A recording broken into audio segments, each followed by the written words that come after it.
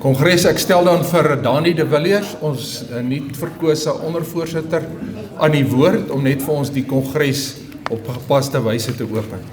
Dink gou vir 'n oomblik, jy het 'n bankrekening en elke oggend 6 uur word daar R86.400 in jou rekening inbetaal. Daar is net een vereiste. Jy moet alles op daardie spesifieke dag spandeer. Jy kan dit nie oorlos vir die volgende dag nie. En in die aand as jy gaan slaap, verval dit wat oor is in die rekening. Wat sal jy doen? Jy sal elke sent spandeer. Jy sal 'n manier kry om alles op te gebruik, want hoekom dit dan mors? Weet jy, dit is presies wat God doen met jou elke 24 uur. Hy gee jou 86.400 sekondes en jy kan dit gebruik net soos wat jy goed dink. Maar op die einde van die dag, as jy dit nie gebruik het nie, of dit gemisbruik het, is dit weg. Weg vir altyd, en jy sal dit nooit weer terugkry nie. Spreuke 27 vers 1 sê, beroem jou nie op die dag van môre nie, want jy weet nie wat die dag sal bring nie. Daar is baie mense wat vandag doodgaan. Mense wat gister geen idee gehad het dat vandag hulle laaste dag sal wees nie. Baie van hulle jonger as jy. En ek kan nie help om te wonder dat as hulle gister geweet het dat vandag hulle laaste dag sou wees, of hulle dalk anders sou spandeer het nie. Natuurlik maak ons planne asof ons nog baie jare hier gaan wees. Maar dit mag dalk nie die geval wees nie. Tyd gaan maklik verlore. Al wat jy hoef te doen om tyd te mors, is niks. Daar is baie dinge in hierdie wêreld wat jy kan verloor en weer terug kan kry. Maar tyd is nie een van hulle nie. Die minuut wat 'n oomblik weg is hy weg vir altyd.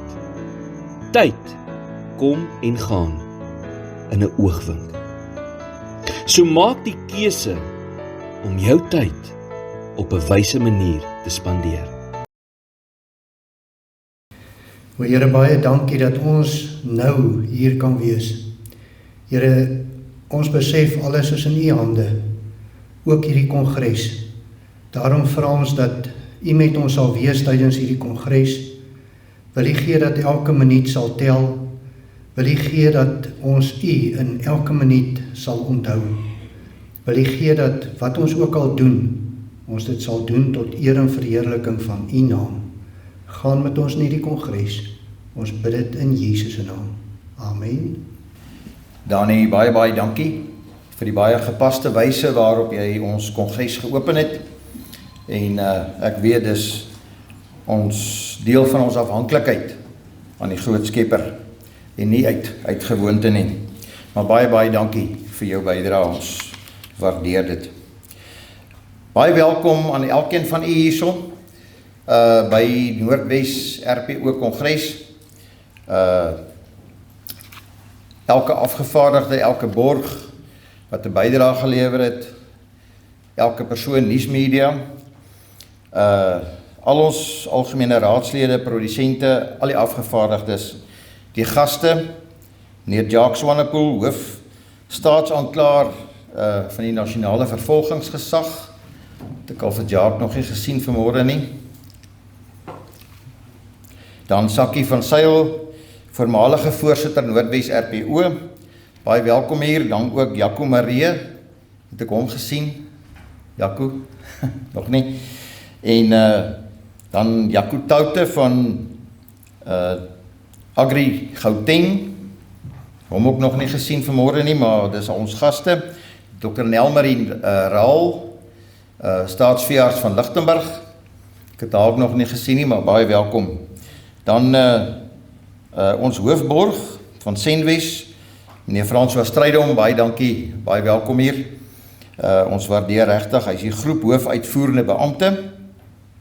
Ander borge teenwoordig in alfabetiese volgorde, Dan die Platinumborg is Absa Agribesigheid. Goudborg is King Price. En dan die Silverborge is ATKV Buffelspoort. Daar is 'n gelukkige trekking wat Boeta reeds gemeld het. FNB, Netbank, Noord-Kaap Lewende Hawe, NWK, PricewaterhouseCoopers, ACL Foods, Santam Landbou en Voermol. Voermol natuurlik ook 'n borg van die nasionale RPO. Baie dankie vir die borge en vir julle bydraes en baie welkom hier by ons vandag. Dan die sprekers in volgorde wat hulle optree. Dr. Pieter Oberhem van Afriwet. Baie dankie, baie welkom Dr. Pieter. Ekskuus, ons sit so agter die skerm hierso. En dan meneer Gerard van der Burg van BFAP. Baie welkom hier. Ek het hom nog nie gesien nie. O, daar agter. Ekskuus, baie dankie. Welkom hier by ons. En dan ons nasionale RPO voorsitter, meneer James Faber. James, baie dankie dat jy ook die tyd ingeruim het om vandag hier by ons te kan wees. En dan Susan Venter van Landbouweekblad. Baie welkom hier vir die media. Daar's enkele verskonings. Meneer SP Fourie het verskoning gemaak, ook 'n voormalige voorsitter. Susan Silje van Beeld het verskoning gemaak, Skalk Foster van NWRPO Algemene Raadslid en meneer Theo Rabe van NWK hoofuitvoerende beampte. Is daar enige ander verskonings wat u wil hê ons moet aanteken?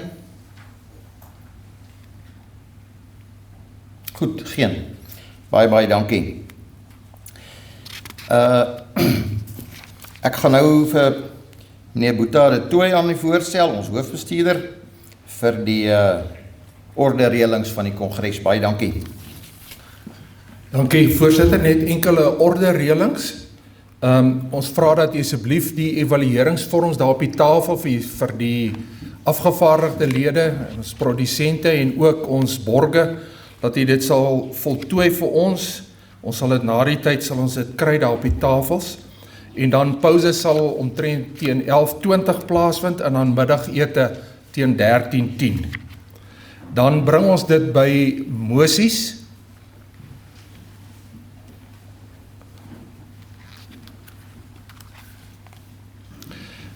En dan vra ek u aandag hiervoor. Gedurende die 2021 verslagjaar is met leedwese verneem van die afsterwe van produsente en familie van produsente. Die NWRPO wil graag sy innige meegevoel met hulle gesinne en familie betuig.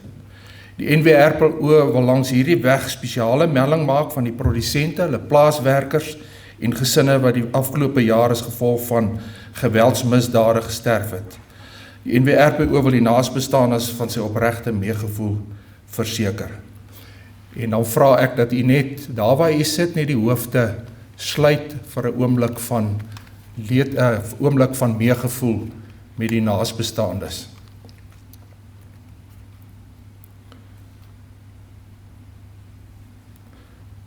Baie dankie. En is daar dan enige spesifieke mosies wat u wil laat dien in hierdie verband van die vloer af?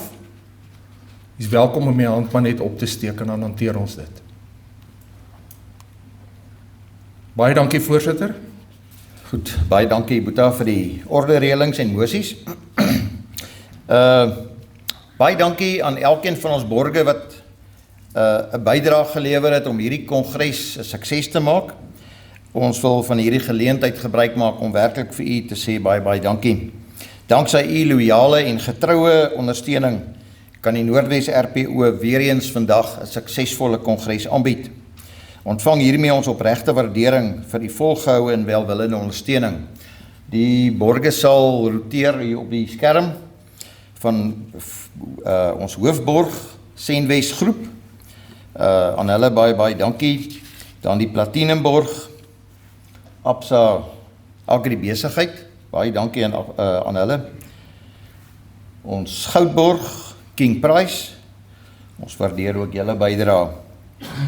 Dan die Silverborge in alfabetiese volgorde, ATKV Buffelspoort, FNB,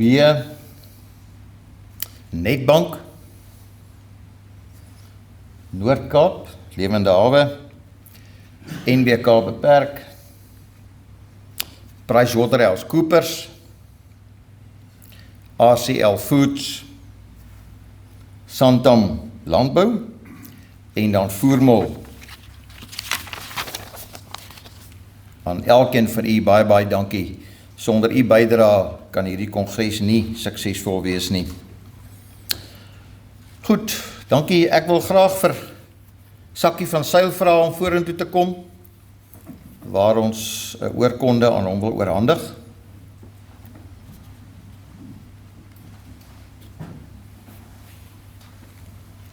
Dis my langs my kom staan. Dankie Sakkie. Goed.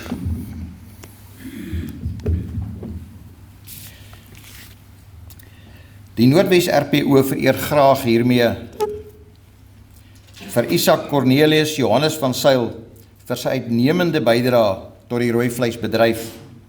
Sakkie is wel bekend as 'n kundige en 'n gerespekteerde rooivleisprodusent in die Wolmaranstad gebied. Hy werf in 2002 sy BSc graad in landbou, spesifiek dan diere en wildlewe wetenskap, en in 2010 sy meestersgraad in landbouekonomie aan die Universiteit van die Vrystaat. Universiteit van Pretoria. Sakkie cum laude beide hierdie grade. Sedert 2004 en 2005 is hy werksaam by BFAP as 'n data-analis vir kommoditeite. In die helfte van 2005 tot 2008 is hy werksaam by SA Graan as 'n landbouekonoom, spesifiek by marknavorsing. Hy aanvaar 'n posisie by Syngenta as bestuurder bemarkingsondersteuning en is hier werksaam tot 2010, waarna hy hom by die familieboerdery aansluit op die plaas Rietfontein Kingswood in die Wolmaranstad distrik en dan voltyds boer.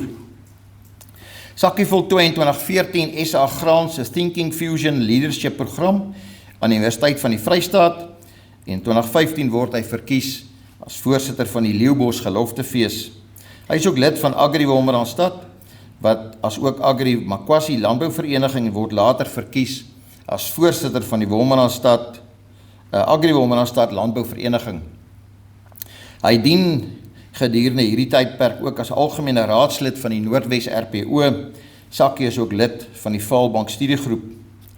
In 2016 word Sakkie verkies tot voorsitter van die Noordwes RPO, waar hy met groot onderskeiding dien tot en met 2021.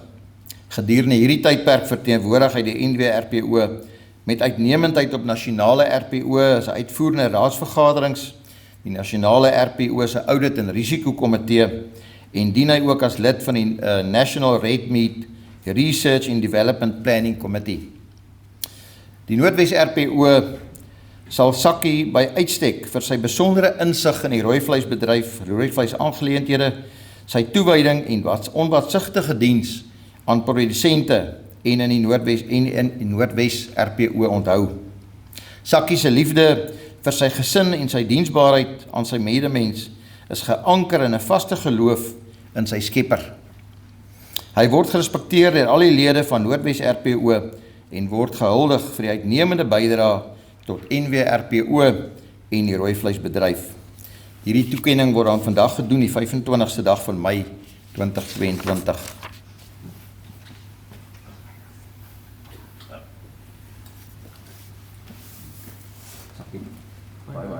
Baie dankie vir jou bydrae.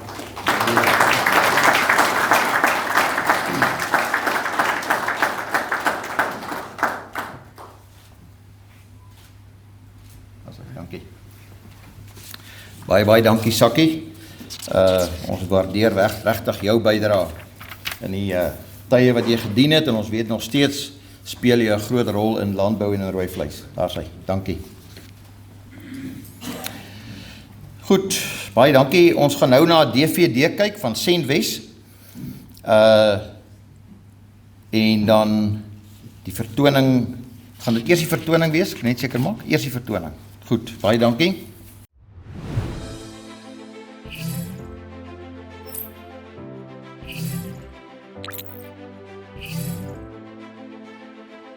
Senwes is one of the leading agribusinesses in South Africa and is deeply rooted in agriculture. The group has a rich and proud history, which extends over 112 years.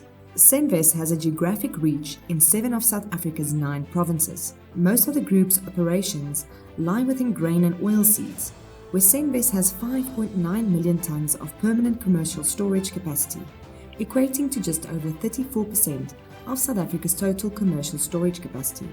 The group is capable of handling more than 20% of South Africa's grain and oilseeds in an average year. Senwes' purpose is to provide innovative and integrated solutions to their customers to enable them to do their business. Senwes' strategy is focused on growth and diversification through consolidation and integration within the agricultural and food value chain. It is in line with this strategic focus that the group significantly expanded its operations during the past few years through multiple acquisitions and the merger with Senwes, which has now been successfully integrated into the Senwes business. The Senwes Group's operations can broadly be divided into 5 pillars, namely financial services and advice, input supply, market access, and processing, conditioning and markets, supported by corporate shared services. The business units within the financial services and advice channel include Agri-Credit Solutions, Certisure, SS Wealth Planning, and Molemisele Management. Agri-Credit Solutions is a registered credit provider who specializes in providing financial solutions to the Senwes Group in order to facilitate transactions for its input and market access business clients through its brands, Senwes Credit, Senwes Credit, and KLK Credit. Agri-Credit Solutions also provides asset finance under the Agri-CS Asset Finance brand. Certisure renders broker and administrative services as well as financial planning. SS Wealth Planning is an authorized financial services provider and represents a dynamic partnership between Senwes and SBRO Financial Services, of which each party is an equal shareholder. SS Wealth offers a wide range of wealth planning and related services. Senwes is a shareholder in Molemisele. Molemisele is an owner of a cell captive for credit life insurance within Guardrisk Life and focuses on underwriting risks within the credit life insurance domain. The business units within the input supply channel include Agrinet and Produst, Hinterland, KLK Retail and Fuel, Protec, Bastion Lime, Envirotech, Senwes Agricultural Services, Senwes Equipment, JDI, Stalmeester, Falcon, and KLK Vehicle Trade and Dealerships. Both Agrinet and Produst are wholesalers and distributors of a wide selection of industrial products, general merchandise and irrigation ranges to retail and trade markets in South Africa and neighboring countries. Senwes holds an 86% share in Agrinet. Agrinet has warehouses situated in Samrand in Gauteng and Bellville in the Western Cape, while Produst has a mechanization warehouse situated in Bethlehem in the Free State. Hinterland, through its retail and fuel businesses, specializes in supplying input products for a variety of farming practices and offers a wide range of hardware and DIY products to the general public. KLK, through its retail branches, builded stores and wholesale and retail fuel businesses, aim to distribute and sell agricultural input supplies as well as various convenience products to the general public. Protec offers solutions in home and garden pest control and plant nutrition. Senwes holds 51% share in Protec. Protec's warehouse and production facility is based in Nigel in Gauteng.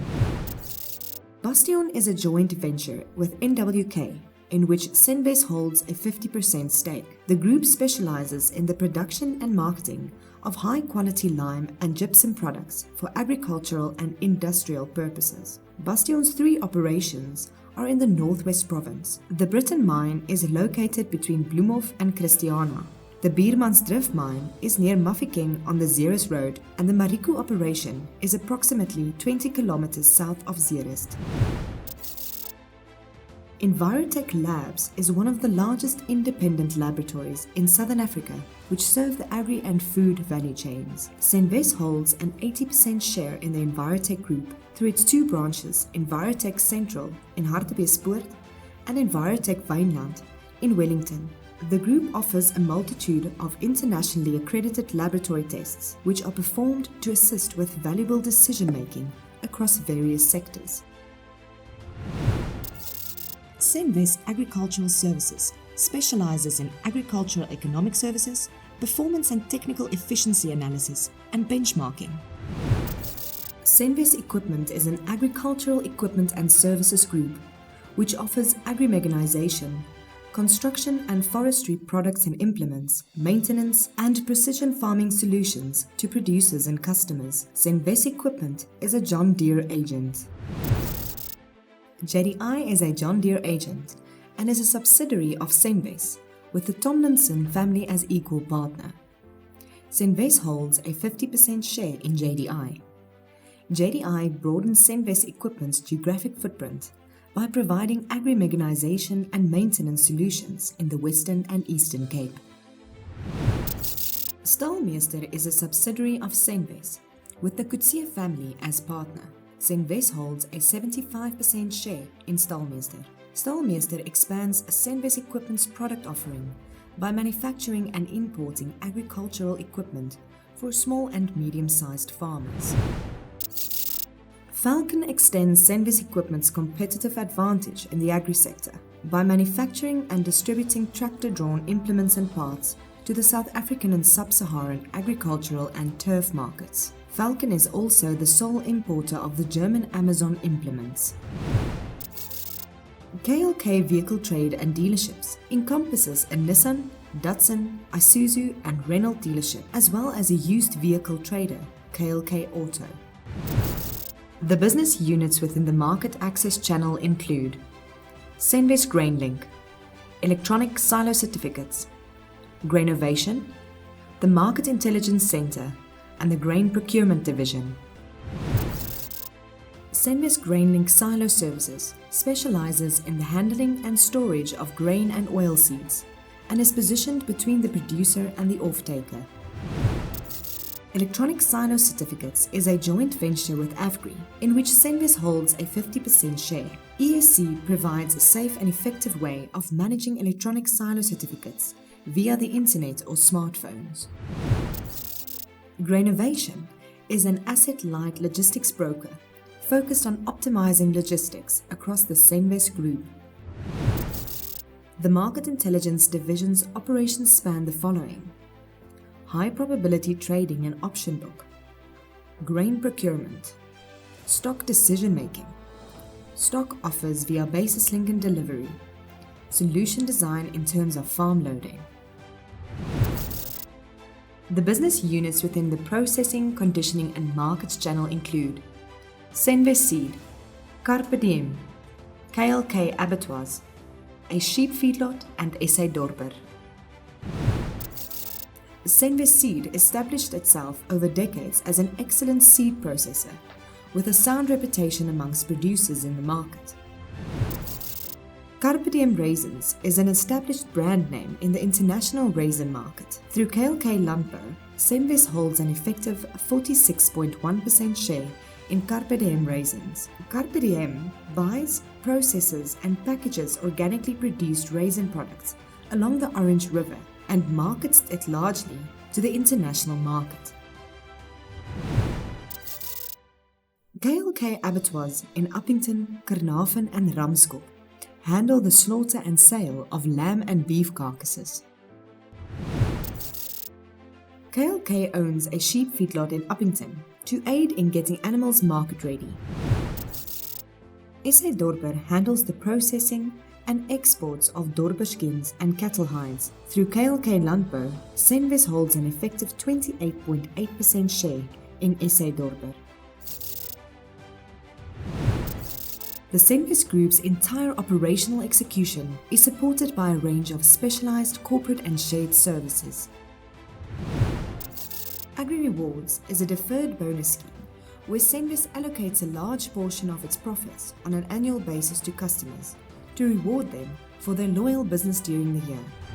Through these collective product and service offerings, the group's DNA represents a relentless commitment towards sustainable value for all stakeholders. Providing clients with innovative solutions through an integrated business platform will remain the core of our business philosophy.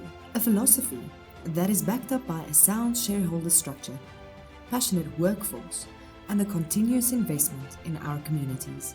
Together, reimagining the future of agribusiness. Dankie, is goed om jy te sien en baie welkom hierso. Ek gaan regtig nie probeer om jy toe te spreek nie. Dit is 'n vreeslike swaarmoedige ding op 'n Woensdag. Ek gaan eerder probeer om net 'n gewone sakegesprek met jy te hê, want jy is almal ongeag waar in die waardeketting jy is. Jy is almal ernstig oor die besigheid. En 'n kongres is tog seker 'n tyd wat 'n mens toekomsgerig is. En ek wil met u praat oor die toekoms. Want die verlede kan 'n mens weinig aan doen, behalwe om daarvan te leer. En die toekoms is dan sê in 'n as gevolg van mode. Terwyl jy, as jy na die toekoms kyk, is jy in 'n ten spyte van mode. Nog 'n belangrike verskil. Mens dink vandag aan geleenthede en nie aan versoekings nie. En daai twee goed lyk nogal verbasend baie na dieselfde. Ek het al 'n bietjie daaroor gedink. Miskien is 'n eenvoudige voorbeeld. Geleentheid is 'n vertakking, 'n nuwe vertakking. En 'n versoeking is die swart springbok wat jou buurman jou van vertel het, nee. Ken daai verskil. Ek gaan regtig probeer om jy te help om vorentoe te kyk, om future fit te wees. As 'n mens sien dit eintlik in Suid-Afrika se manier van optree, hoe ons insidente hanteer. Daar gebeur 'n insident en dan probeer ons daai insident manage en dan is hy al se geraas oor die insident. So die laaste 2 weke kan jy 'n paar dink wat gebeur het, nee. Wat jy elke dag op sosiale media lees. Dis insidente. Maar dit help jou nie om future fit te maak. Dit maak dat jy die hele tyd in reverse mode is, dat jy in soort van repair mode is. Dink aan jou eie besigheid. En dan, as jy hierdie Vrydag of Saterdag saam met jou gesin sit en dink oor die week wat verby is, hoeveel tyd het jy spandeer om dringende goed te hanteer? En hoeveel tyd het jy spandeer om belangrike goed te hanteer? Want dringende goed is reaktief. Belangrike goed is proaktief. En jy moet mense hê, want dringende goed moet hanteer word. Maar dis laer vlak mense. Mense wat prosesgedrewe is. Die bees het klaar gevrek van die front-end-loader, gaan laai hom opgrawe, 'n gat en begrawe hom. Dis 'n insident. Dis 'n dringende ding wat dit moet gebeur. Die belangrike aspek daarvan is, hoekom het hy gevrek? Wat het gebeur? Wat het fout gegaan? Hoe verhoed ek dit in die toekoms? Wat doen ek om dit in die toekoms te? Jy verstaan daai verskil. Dis subtiel, maar dis damn belangrik. En jy as 'n entrepreneur is veronderstel om 80% van jou tyd nie aan dringende goed te spandeer, maar aan belangrike goed te spandeer. Ander mense moet die dringende goed doen. Dis 'n goeie self-checking mechanism, nee, om te kyk, agteruit te kyk en te besluit hoe fokus ek. En ek gaan so 'n paar voorbeelde gebruik vandag. En dis wat regtig gebeur het, werklik gebeur het in besighede. En u sal hulle herken terwyl ek van hulle praat. So noodloos om te sê, ek het net weer na daai statistiek gaan kyk tussen tuinbou. Tuinbou word omskryf as groente, vrugte en suurplante. Een vertakking, tweede een lewende hawe en 'n derde een graan. Lewende hawe die grootste een in Suid-Afrika ten opsigte van finansiële volume, né? Jy weet dit, jy onthou dit. Wat interessant is die BFAP studie om te sê met hoe lyk die verdeling, wat hulle diep analise gaan doen het, 40%, 45% van die kudde is in ontwikkelende boere se hande. Dis 'n groot persentasie, as ons daai 40-45% se produksievlak kan lig na dieselfde as die kommersiële landbou, is die berekening dat daar min of meer 12 na 13 biljoen rand se ekstra waarde lê in die volgende 8 jaar in daai sektor. Daai ding klink soos 'n geleentheid. En is dit die ontwikkelende landbou se geleentheid of is dit die reeds ontwikkelde kommersiële landbou se geleentheid? Dis definitief jou geleentheid. Dis iets waaraan jy damn goeie aandag moet gee. Want dit gaan nie net oor 'n verbreding nie, maar dit gaan ook oor 'n verdieping van jou eie besigheid. So, gewoonlik is die grootste sektor, die een wat 'n mens dink daar nie genoeg addisionele groei is nie, maar dis anderster. Hier is geweldig addisionele groei. En ek dink almal van ons as Suid-Afrikaners verstaan daai konsep. Ons kan nie met 46-47% amptelike werkloosheid kan ons dink om gemaklik te wees en my besigheid amper in isolasie te groei ten spyte daarvan nie. Kan nie werk nie. Wat rondom ons gebeur, het 'n geweldige effek op wat binne in my besigheid gebeur. Ek kan nie my kop wegdraai daarvan nie. So, en ek wil op die einde met jy tog daaroor praat, want ek dink almal van ons is so 'n bietjie gatvol. Miskien so 'n bietjie meer as gatvol. Maar dit help nie om in daai tyd te bly nie. Ons moet iets anders te doen. Want daai anekdote wat sê, as jy dieselfde ding oor en oor doen, en jy verwag 'n ander resultaat, dan leef jy in La La Land. Gaan nie gebeur nie. Ons moet dus anderster optree as wat ons nou optree. En miskien moet ons terugvat wat ons nooit moes verloor het nie. So, en as ek nou op hierdie onderwerp is, dan gaan ek heeltemal afwyk. So ek gaan dit bære vir laaste.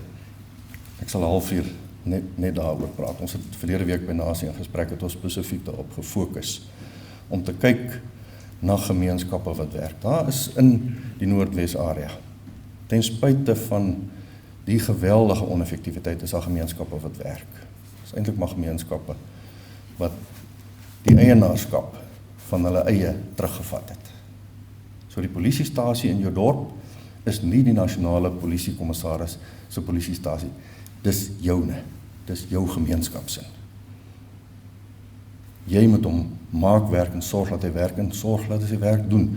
Dis nie ge-outsource na sentrale regering toe nie. Ons het 'n ander manier van denke nodig en miskien moet ons ophou om ouens te verkies wat politieke tickets dra, maar eerder die werklike leierskap wat in elke gemeenskap teenwoordig is. Want hulle lyk anderster. Hulle tree anderster op. Hulle het ander integriteitsstandaarde. Hulle doen nie wat hulle doen om 'n salaris te verdien nie. Hulle doen wat hulle doen om hulle gemeenskappe te laat werk. So, sommer maar net 'n thought dat ek op julle los en dat ons besig is om hard te dryf op van onder af boontoe, nie van bo af onder toe, want van bo af onder toe werk nie.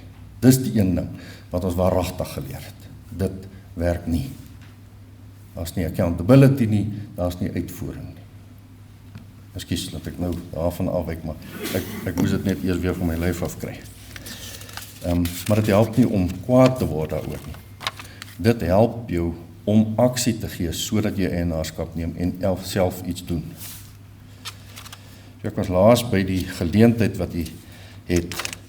En ek wil net so 'n bietjie oor daai ding vinnig praat. 'n Geleentheid of 'n strategiese geleentheid lyk anderster as 'n operasionele plan. So, iemand sê vir my 'n boer maak 'n plan. Dis mos 'n gesegde wat ons het, maar 'n plan volg net nadat 'n geleentheid of 'n strategie geïdentifiseer is. Anderster is daai plan net weer 'n reaktiewe, 'n dringende ding. As hy inpas in 'n groter plan, dan lyk dit anders. Nou, die van julle wat ZZ2, dat ek verduidelik wat ek sê, die van julle wat ZZ2 se besigheid goed ken. Dit is 'n goeie voorbeeld van hoe jy tussen die twee onderskei. So, in die gebied waar hulle grond het, is avokados. Dit werk daar, jy kan dit plant. So, dis die plan. Maar wat is die strategie? Ek kan nie sommer net avokados begin plant, omdat dit aard in die area wat ek is nie. Die strategie is, hoe gaan ek verbruikers kry om van 2 keer of 3 keer 'n maand avokados te eet, na elke dag toe avokados te eet. Klomp van julle wat die grys is, soos ek en nog ouer ek. Hoeveel keer het jy, toe jy op skool was, avokados geëet in 'n maand? Jy onthou? Was dit elke dag? Dit was min geweest, nee. Hoeveel keer het jy vandag avokados? Baie meer. So ernstig het iemand sy strategie gewerk. En dis die essens van die ding. ZZ2 het verstaan dat hy moet 2 goeders met avokado reg kry. Die eerste is hy moet die plaaslike mark dwars deur die jaar kan bedien.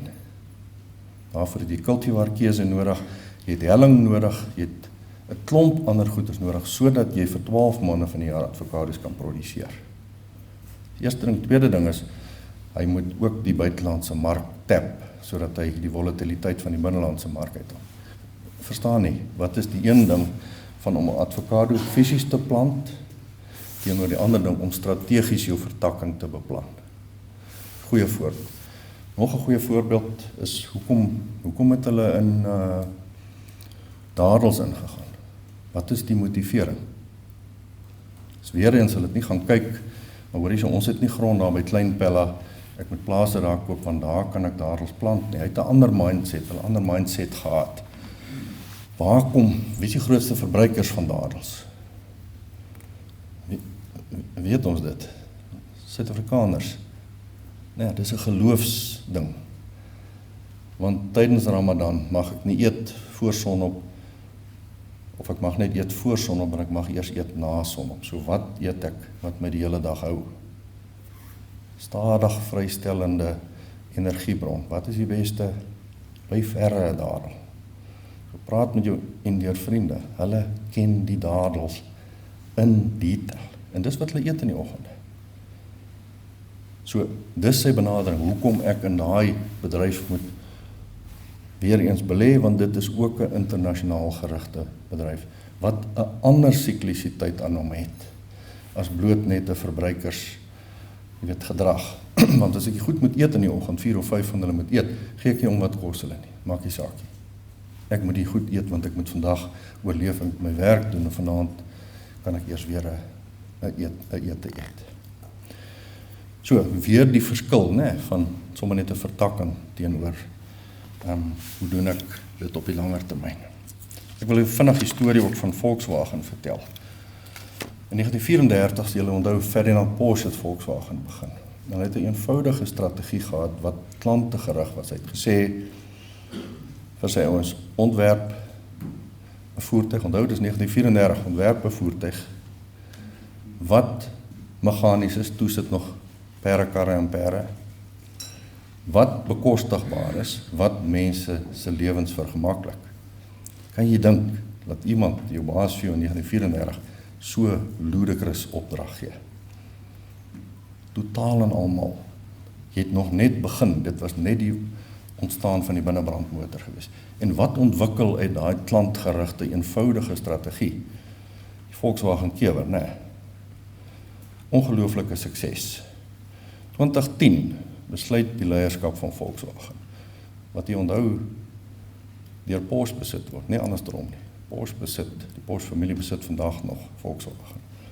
2010 besluit hulle leierskap, kom ons verander hierdie klantgerigte, dood eenvoudige strategie, ons verander dit na iets soos, ons wil die grootste motorvervaardiger word, ons wil Toyota verbygaan internasionaal. Teen 2017 wil die meeste voertuie verkoop. Inward focus, ons wil die grootste en die beste wees Hulle kry dit reg in 2014, nie in 2017, 2014. En toe wat gebeur in 2015? Hulle lieg. Maak 'n fatale fout, hulle lieg oor hulle emission standards. Steek dit weg en hulle maak dit cap halveer in 'n week se tyd. Nee.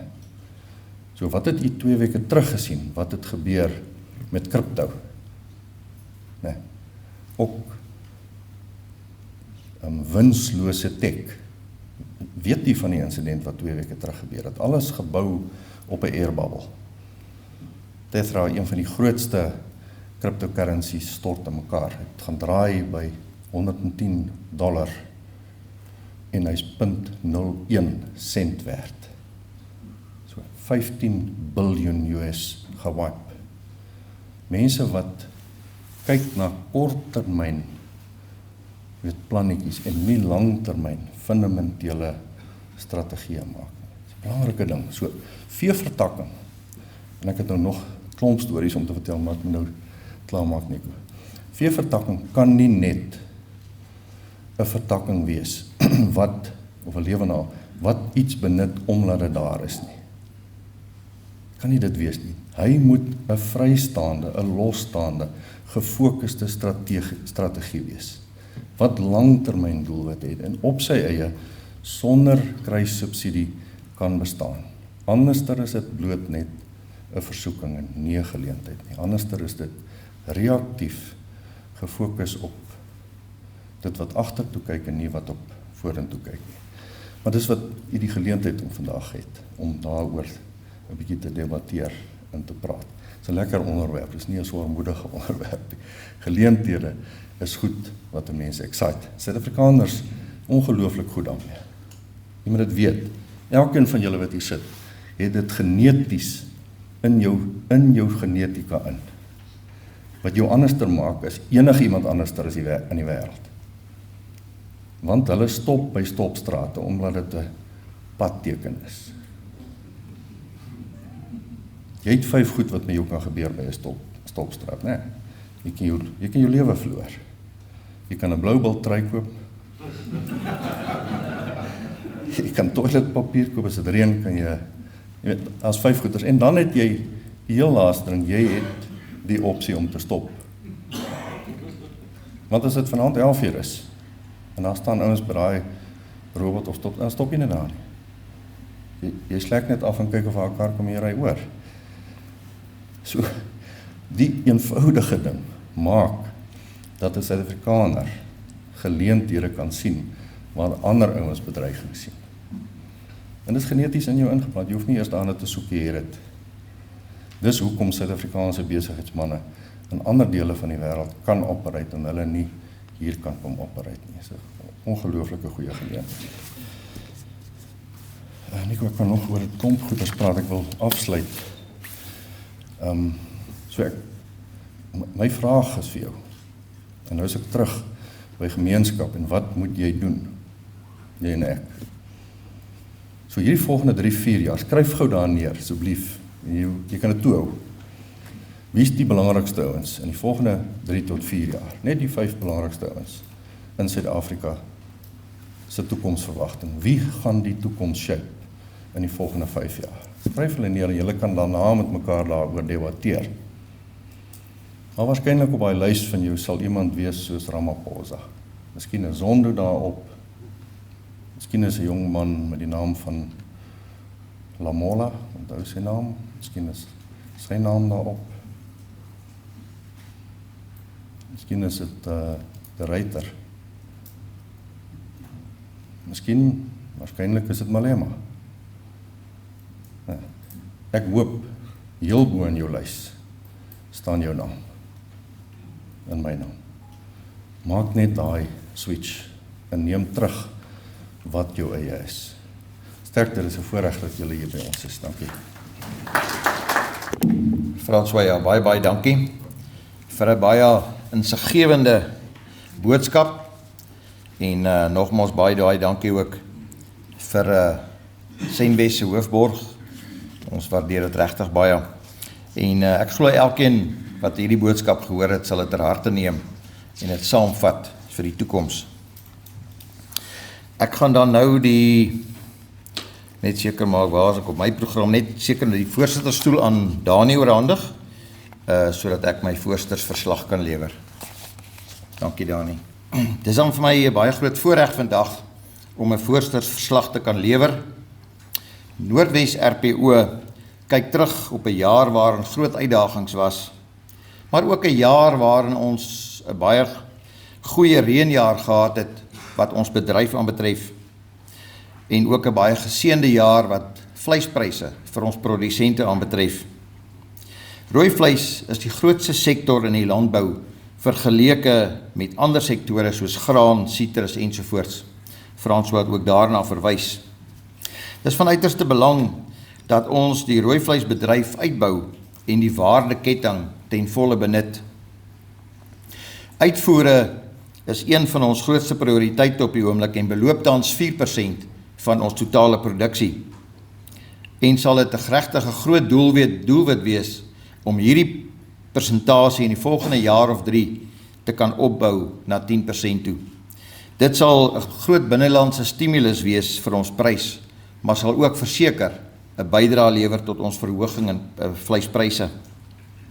Die grootste uitdagings waarmee ons bedryf te kampe sit, is tans bek en klou, besmetlike misgeboorte en stowwe deur onderste poort wat nie betyds en voldoende is nie. By bek en klou, dis seker die afgelope tydperk se grootste terugslag wat Noordwes RPO kon tref en ons produsente, met die uitbraak van bek en klou tussen Potchefstroom en Ventersdorp op enkele plase. Ongemagtigde verskywing van vee uit 'n rooi gebied in Limpopo, Wembe, is die oorsprong van hierdie virus. Die vee is ingebring na 'n informele voerkraal, waarvan dit versprei het na 'n aangrensende stoetplaas en daarvandaan 2-3 omliggende plase. Daar is ook van daar af via 'n veiling na die Vrystaat toe en na Gauteng toe van hierdie virus versprei. Baie dankie aan die JOC wat gestig is. Dis die Joint Operational Center wat in Potch tot stand gekom het, wat die beheer en verspreiding van bek en klou moet hanteer.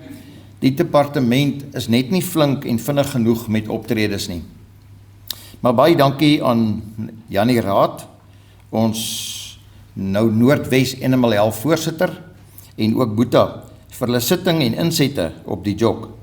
Baie dankie ook aan Dr. Langa Majiba vir sy bydrae aan optrede. Hy is die direkteur van Noordwes Departement Veeartsenykunde. Die Departement van Landbou, Grondhervorming en Landelike Ontwikkeling se traagheid om op te tree en spoedig op te tree, maak dit vir ons bedryf baie moeilik om absoluut goeie verhoudinge te handhaaf.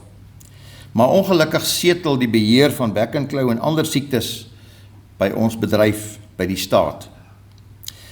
Die geaffekteerde plase tussen Potchefstroom en Ventersdorp is almal in kwarantyne geplaas en daar is sekere prosedures wat gevolg moet word om hierdie verspreiding verder te voorkom. Dit is wel elkeen van ons, elke produsent se eie verantwoordelikheid om die biosekuriteit op jou plaas en by jou kudde in stand te hou. Niemand gaan dit vir jou doen nie. Jy moet daardie voorsorgmaatreëls tref en dit gaan van inkoop af, toegang op jou plaas, wat ook al gebeur, om eie verantwoordelikheid te neem en hierdie biosekuriteit op jou kudde te beskerm en uit te bou. IPEC, goeie samewerking tussen IPEC, veilingshuise en produsente, sien tans om na die voorkoming en verspreiding van veesiektes by veilings. IPEC het op ons agendas verskyn en groot eise gestel, vereistes aan veilingskrale, waar verskeie verbeterings en veranderings moes plaasvind. Maar as mens mooi gaan kyk, dan is dit alles tot voordeel van ons bedryf. Dis verseker ten goeie. As ek kom by besmetlike misgeboorte, dan is daar baie produsente wat nie gereeld hulle kuddes vir BM laat toets nie. En dis deel van ons biosekuriteit verantwoordelikheid, om toe te sien dat ons kuddes gesond kan bly. Toetssentrums is tans nie in goeie werking nie. Redes is finansiële tekorte, personeelprobleme en instandhouding van toerusting. Hierdie saak geniet ook op nasionale vlak baie hoë aandag. Vrywillige bydraes.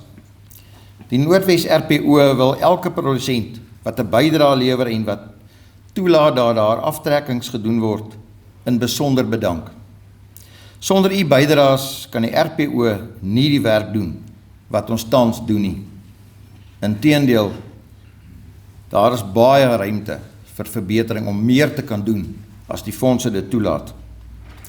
Die huidige bydrae, soos jy weet, is 0,015% en dis, as jy die som maak, R15 uit R10.000 uit. En ons wil werklik vir elke produsent vra dat u sal toesien dat u veilinghuis hierdie heffing vrywillige bydrae eintlik aftrek en oorbetaal aan ons. Veilinghuise, my dank aan die veilinghuise in Noordwes wat behulpsaam is met die verhaling en aftrek van die vrywillige bydrae en die oorbetaling daarvan aan ons kantoor. Die statutêre heffing. Die huidige statutêre heffing ooreenkoms verval op 4 November hierdie jaar en is daar baie ver gevorder met die onderhandeling van 'n nuwe statutêre heffing. Die huidige onderhandelinge is in die opset so dat daar net op 1 punt 'n statutêre heffing gaan wees en dis by die slagpunt. Die veilinghuise gaan nie meer 'n statutêre heffing aftrek nie. En ek is nie seker nie, ek dink James, jy sal seker bietjie later meer hieroor praat, waar trek die onderhandelinge, maar die huidige statutêre heffing, wat nou by veilingskrale wel plaasvind, by verkooppunt, sal verval op 4 November. Die lidstelsel, dis die naspeurbare stelsel, is steeds een van die grootste prioriteite wat deur die RPO gedryf word, hoewel dit regtens weer eens in die staat setel. Ons glo dat daar dit spoedig uitgerol sal word en daar is reeds op 'n toetsgrondslag by KwaZulu-Natal in die Rooigebied, waar Back and Claw is dit reeds uitgerol. Die lidstelsel sal nie net groot voordele inhou vir invoere en uitvoere nie, maar ook siektes soos Back and Claw en baie ander siektes beheer. Dit sal ook 'n groot impak hê op veediefstal, wat versekerde bydrae sal lewer dat veediefstal sal afneem as hierdie stelsel in plek is. Baie dankie aan elke borg wat 'n bydrae lewer om hierdie NWRPO Kongres 'n sukses te maak. Ons waardeer u bydraes en weet sonder u kan hierdie kongres nie suksesvol wees nie. 'n Spesiale woord van dank aan François Strydom en sy span wat die hoofborg is van hierdie kongres. Baie dankie François, ons waardeer julle geriewe en julle plek, baie dankie. Dit is waarlik lekker om hier by julle te wees. Ons wil ook waardering uitspreek vir julle ondersteuning. Dankie ook aan Mariet Hugo vir haar hulpvaardigheid en vriendelike diens met die regskuif van die lokaal en ander logistieke reëlings rondom dit. Ons waardeer baie. Baie dankie aan Boeta, Wanda en Hessie in ons kantoor op Lichtenburg. Dankie aan Wanda vir vandag se reëlings rondom hierdie kongres. Ons waardeer jou loyaliteit en jou insette. Ek weet, ek sien dit, ons beleef dit, dat hierdie kongres se reëlings eintlik seepglad verloop. Baie dankie ook aan my mede-dagbestuurslede vir elkeen se insette, vergaderings en spesiale dank aan Dani vir jou ondersteuning. Ten slotte dank aan ons Hemelse Vader vir krag en insig, ook aan my gegee om hierdie taak wat my opgelê is te kan uitvoer en vir my die vermoë te gee om dit te kan doen. Baie dankie aan elkeen wat hier is. Hoop julle geniet die kongres verder, geniet elke spreker en neem met vrymoedigheid deel. Ek dankie. Geagte kongres, is daar enige vrae wat u dalk aan Nico sal wil vra? Dan wil ek vra vir 'n voorsteller dat ons sy verslag so kan aanvaar. Daar's verskeie enige sekondant. Agter baie dankie. Nico, ek wil vir jou baie dankie sê.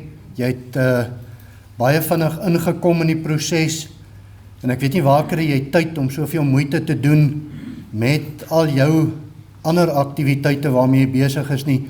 Maar ons wil vir jou baie dankie sê. Dankie vir jou benadering oor die dinge en jou gesindheid, hoe jy elke rooivleisprodusent se aksies en hulle belange op die hart dra. Ons wil vir jou baie dankie sê. Ek wil dan nie meer die stoel teruggee aan jou. Baie dankie. Goed, baie dankie, Dani. Ons is dan nou by ons eerste amptelike spreker, Dr. Pieter Oberum. Hy is van Afriwet, as ek net my regte plek kry, Afriwet direkteur, en ons luister baie graag na hom. Die besprekingspunt is enstofvoorsiening deur farmaseutiese maatskappye teen die agtergrond van onderste poort biologiese produkte se onvermoë om dit te voorsien. Dr. Pieter, baie graag. Baie dankie, meneer voorsitter. My background is English. It's easier for me to speak English. I'm pretty sure that you can all understand me. So if you don't mind, I'm going to continue in that language. But first of all, thank you very much for inviting me. The topic you've chosen is incredibly important to us all. But my story is a sad one. With a light at the end of the tunnel, and I'm just praying it's not a train. I got onto the road at 5:30 this morning. Really enjoyable ride in the sense of the maize looks fantastic. There's water on the side of the road. A real pleasure to be out in the country. I'm a game farmer. I live in the Limpopo most of the time. So I share your passion for the open spaces very much. But, you know, you and I pay taxes for those roads. And I'm absolutely appalled at the size of the potholes. Actually, you and I pay for Eskom. And we still have to pay for our generators and our solar electricity. I have a quote, the guy phoned me now, I couldn't speak with him, 250,000 rand for one of my farmhouses. You and I pay tax for the Department of Health, but we all have our own private medical aid. That's life, and that's life in South Africa. We actually have to learn to do everything for ourselves. And two of the gentlemen that spoke prior to me said exactly the same thing, perhaps in slightly different words.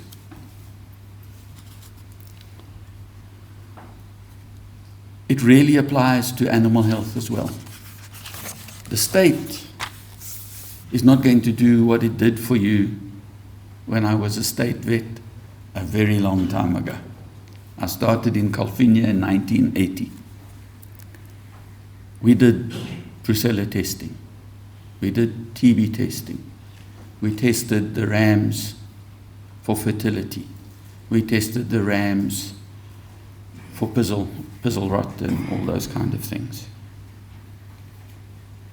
When an animal died, the farmer brought it in to the state vet office and we did the post-mortem, told him what to use. That's not the way it works anymore.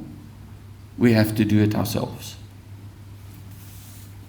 Now, one of the basic needs to prevent...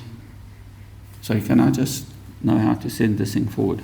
Or do I just ask for somebody to push it? Okay, perfect. One of the basic needs for animal health, for the prevention of diseases, is vaccines. And there are two groups of vaccines. Those vaccines for diseases which occur all over the world. Pulpy kidney, the kind of thing, botulism, botulism to a degree, but there's a number of diseases which are worldwide in importance. And the multinational companies, private companies, manufacture them. Well, cheaply, modern vaccines. Then there's a group of vaccines we call orphan diseases. Those are diseases which, in a worldwide context, are perhaps not that important.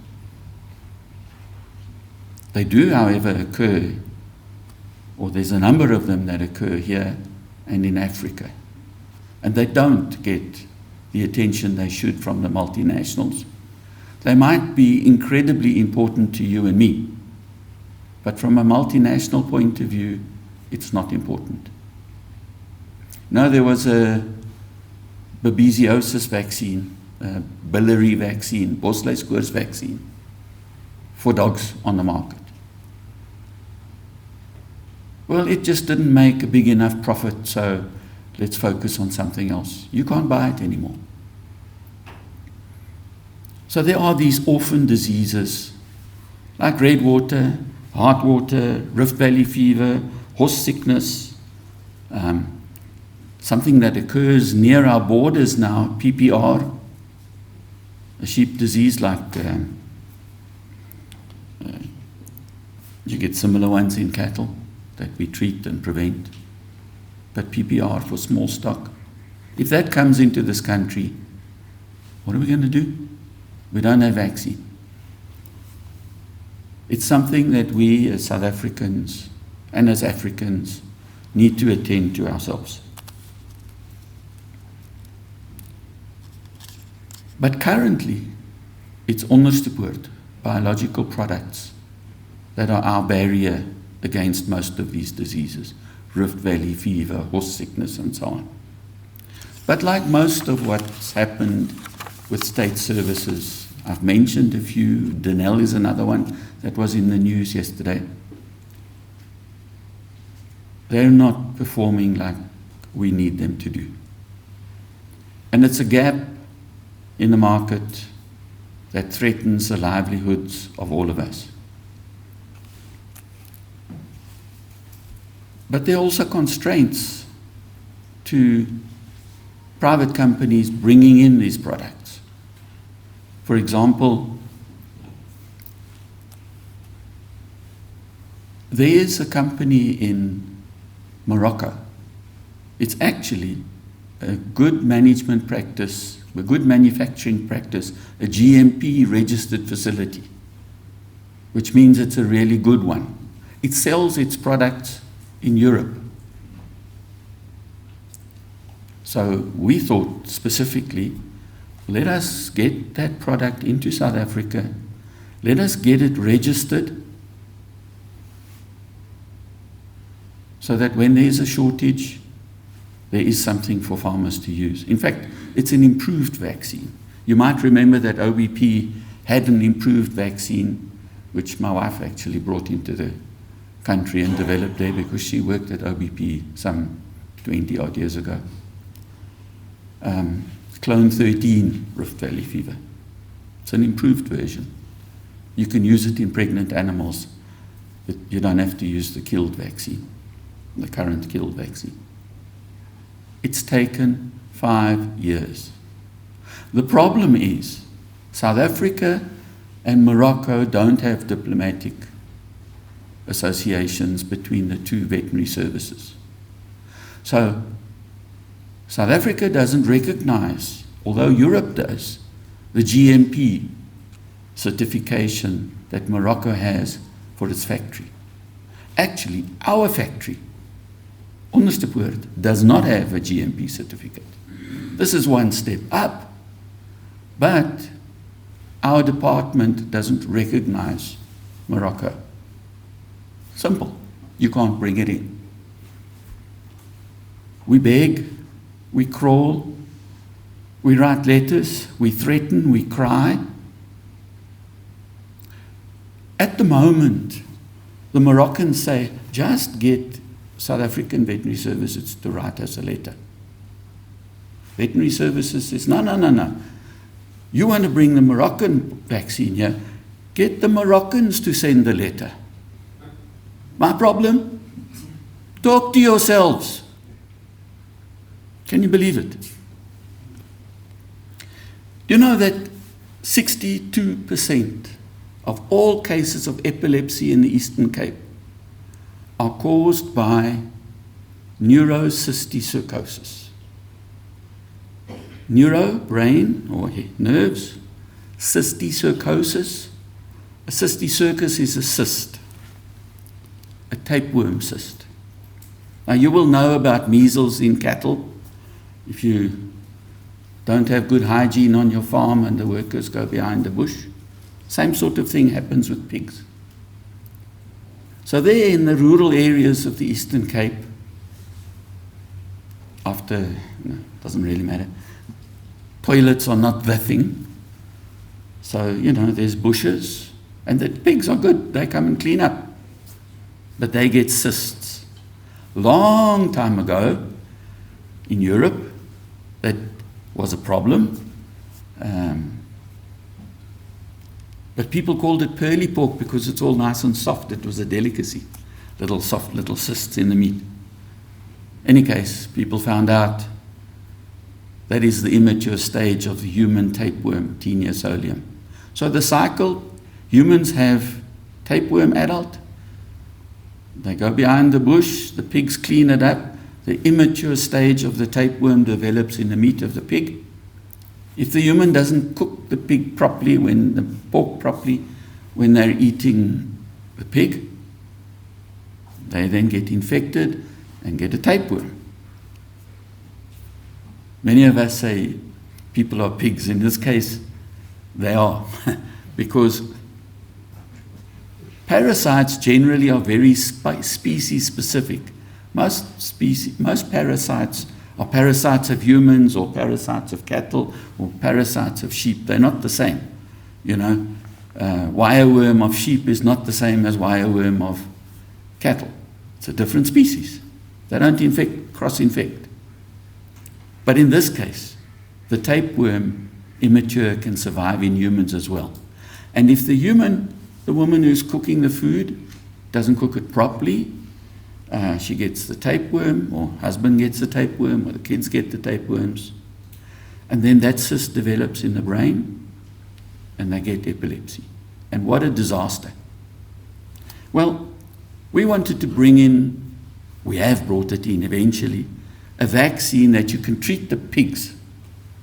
You vaccinate the pig and then the cyst doesn't develop.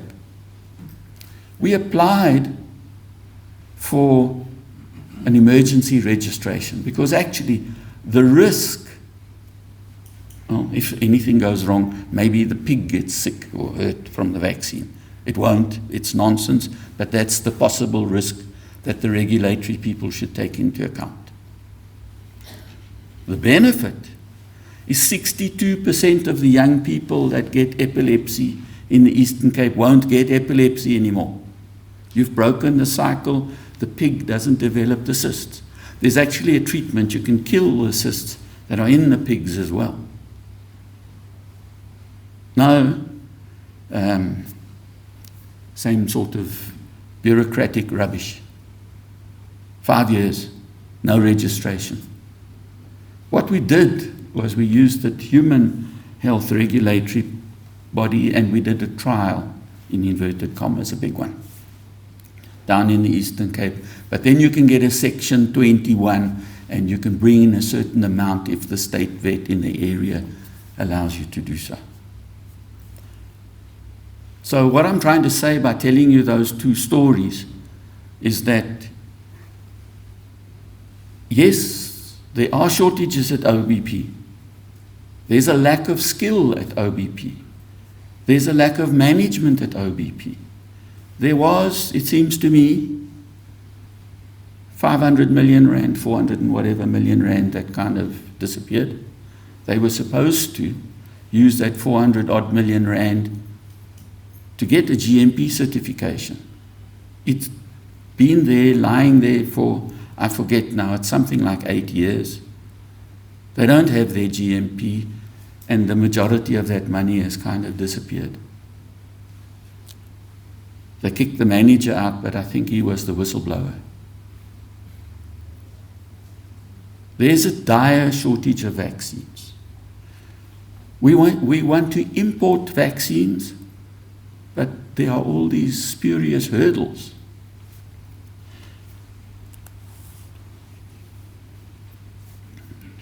I want to just end, if you don't mind, by saying that, or going through the foot and mouth situation as it is now, because it's a good example of the same thing.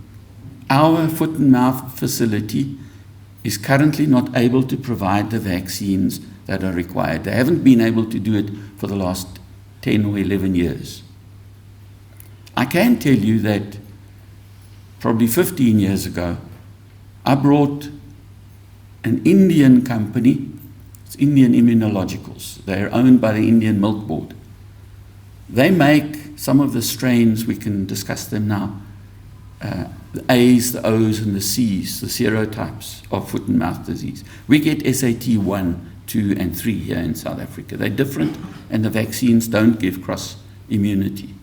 But in the rest of Africa, they have a mixture of, you might have a SAT 1 and A, or SAT 3 and 2 and C in a country. So I brought these people to Onderstepoort to say to them, listen, if you allow the importation of the already inactivated A, O, and C into South Africa to our foot and mouth laboratory, they've got one SAT 1, 2, and 3. If Malawi orders something, a mixture, if Zambia orders a mixture, you've got a captive market. You'll be the only people that can actually supply a combination. The vaccine is not the important and expensive part of a vaccination program. It's getting the animal health technicians and their cars and their S&T and everything else to go and do the vaccination. If you can do one instead of two, you're saving money. You're making it that much more convenient. It will happen. No, they'll steal our, the Indians, of course, will steal our IP, our technical IP. Well, in the ensuing 10 years, they lost the IP. They haven't made vaccine for the last 10 or 11 years. So I just want to go through quickly foot and mouth. We can have, great. And I'll talk about the history. I'm not going to say anything about the disease and so on. A little bit about the current situation, our government's response and a proposed way forward. Thank you. Next one. Who's moving it? Thank you. So interesting enough, foot and mouth disease was first described in Italy in 1514. But modern studies have shown that it actually originated almost 1,000 years ago in in Africa and with the buffalo population. Next one, please. So you can see the different serotypes that occur and when they broke apart from each other, how many years back, up to 900 that side. And the SATs 1, 2, and 3 are what we have problems with here in South Africa. There's not good cross protection between them also. We need to use not only an SAT 1, 2, or 3 vaccine, depending on which one is causing the disease, but there is a thing called antigenic drift. They change slowly with time, and your vaccine can become outdated. Currently, we're using a Botswana vaccine. But our veterinary services don't want to talk to the Botswanans because, we don't want them to look more clever than us. So they're not allowed access to our cases to match the vaccine to see that it's still protective or not. Can we go to the next one, please? So foot and mouth after rinderpest, when the buffalo died and the cattle died and all the game died, foot and mouth sort of disappeared. And there were no cases until the 30s. And in the 30s, we started seeing a slow increase, which suddenly exploded later on. Let's just have a quick look at the next slide. So there you can see the cases as they've occurred in South Africa over the last, since 1930s. And suddenly we have 70 odd cases in a year now. Next one, please. We as South Africa were seen as foot and mouth free. We managed in the 60s, in 96 to get our foot and mouth free status, which obviously is important from an export point of view. Given that we only really commercially use half of our national herd, half of the cattle are owned and half of the small stock are owned by small-scale stock owners that aren't really producing. If we can get them to produce, we can double our production. We can get an enormous amount from exports. Let's just go to the next one. And obviously, to get that OIE clearance, we had these various zones. I think you know all about it. Can we go on to the next one? But what is important with the disease is that buffalo, the main carriers of the SAT strains, don't show any symptoms whatsoever. Hence the very, very strict controls by veterinary services on any movement of buffalo. Then we have, as I said, the SAT 1, 2, and 3 strains, or serotypes, and they have been associated over, like the buffalo, a disease is much less successful if it kills off its host. So with time and evolution, the symptoms in the animals become less and less and less. Hopefully we get the same with COVID as it goes along. So buffalo don't have any symptoms anymore. The cattle that have been associated in Africa with foot and mouth disease for a very long time, and those strains as well, have adapted really almost like the buffalo, so that the symptoms we see from SAT 1, 2, and 3 are almost nothing. Very, very mild. Very hard to pick up. It's not an important disease from a cattle point of view in this country. It's only important because of the international controls. And it's important if it gets into your dairy, European type cattle that haven't been associated with foot and mouth disease for a long time. Or your piggery, where you've got pigs in a really modern piggery and they've never been exposed to the disease. So exotic cattle and pigs, and the exotic virus serotypes in particular, are life-threatening. But in general, our strains and our cattle, it's almost not important. Next one, please. We don't need to look at those. Next one, please. The current situation, as you know, the problem is there's no fences anymore. The cattle walk into Kruger where they want. The elephants break the fence, the buffalo stroll out. I know a game farmer who's got an abattoir up there, Palabora way, and he phones me and he says, we shot 2 elephant here today, or we shot 2 buffalo here, or a sable came out the park. Our fences are no longer up to standard. There's this thing called concurrent competencies, where National Veterinary Services doesn't believe it can tell provincial veterinary services how to work and what to do. So there's a disconnect. Limpopo does what it wants to do. KZN does what it wants to do. Big fight between National and KZN. We don't control diseases like that. As you spoke about it earlier, the movement and the illegal movement of cattle is a real problem. I live on a small holding outside of Pretoria. There's trucks that come up and down, up and down, up and down with cattle all the time. I phoned the state vet. She sends a guy out to go and see what he's doing. The guy tells him to bugger off. Go. I'm not letting you in. He's been there twice. He just hasn't been let in. Nobody knows what's going on. There's no proper enforcement. Somebody calls it cattle laundering. I quite like the terminology. Our dip tank infrastructure, there are 5,000 dip tanks, Eastern Cape, KwaZulu-Natal, Mpumalanga, Limpopo, that were built by the government. They still buy dip on tender to put in there. But there's no longer proper monitoring of the cattle. There's no longer proper observation of those cattle. And then we spoke about the vaccine production. And then most importantly, the controls are geographically based. South Africa is positive or South Africa is negative. That's no longer, that's the old way of doing things. It's an expensive way. Zimbabwe was fantastic. Their foot and mouth control was brilliant. Ours was excellent.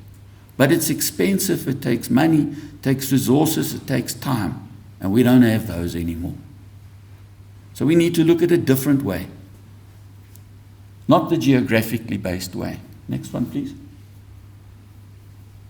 Let's just go through these, it doesn't matter. Next one. Next one. That's just the extended roles.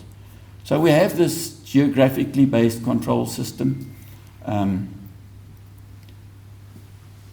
But as I said, it's old and no longer really possible.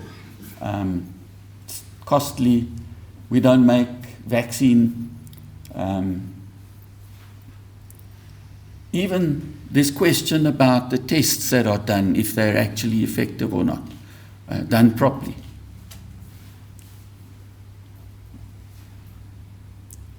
But there are new policies that one can look at, and it's accepted by the OIE. It's commodity-based trade. This piece of meat is clean. You can export it. And there are ways and tests and all sorts of things that one can do now. There's newer technologies, traceability that you spoke about, vaccines, and new diagnostics. Just the next slide, please. So what we need is openness. We need to be able to talk to the state properly. Mustn't have enemies. We don't talk to you. We need to engage. And I must say, it is improving. For the first time in my life, I've heard veterinary services say, we've got a problem, give us some help. So we need the infrastructure sorted out. We need some training of those people at the dip tanks. And we need to know why people move their animals. Just to understand the behavior. But for me, it's easy. This side of the red line, the animal is worth 4,000 or 5,000 rand. That side of the red line, which doesn't exist, there's nothing to see, it's worth 12,000 rand. I'm going to move it, aren't you? Next one, please. So traceability, of course, can be visible or RFID, or even implanted chips. I wanted to say a word or two about vaccination.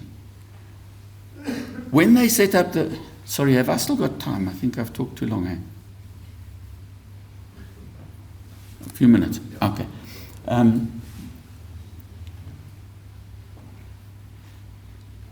So when they say the product, that South Africa is positive, we're not allowed to export. We're not even allowed to export our wool. We have to cook it before we send it. But China just the other day said, no, we don't want any wool.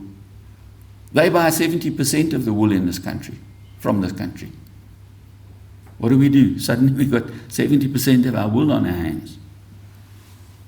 We can, through warming that wool, cooking it basically, we can kill the virus and we can say this commodity is clean.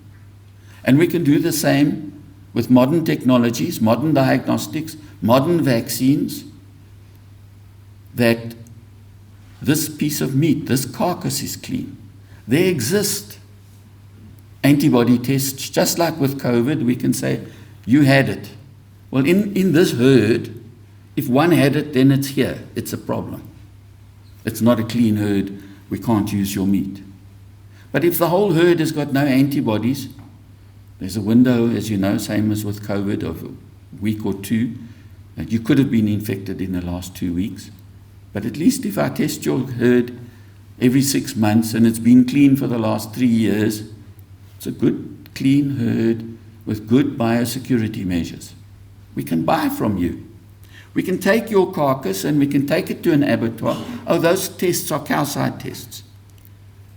It takes exactly 10 minutes.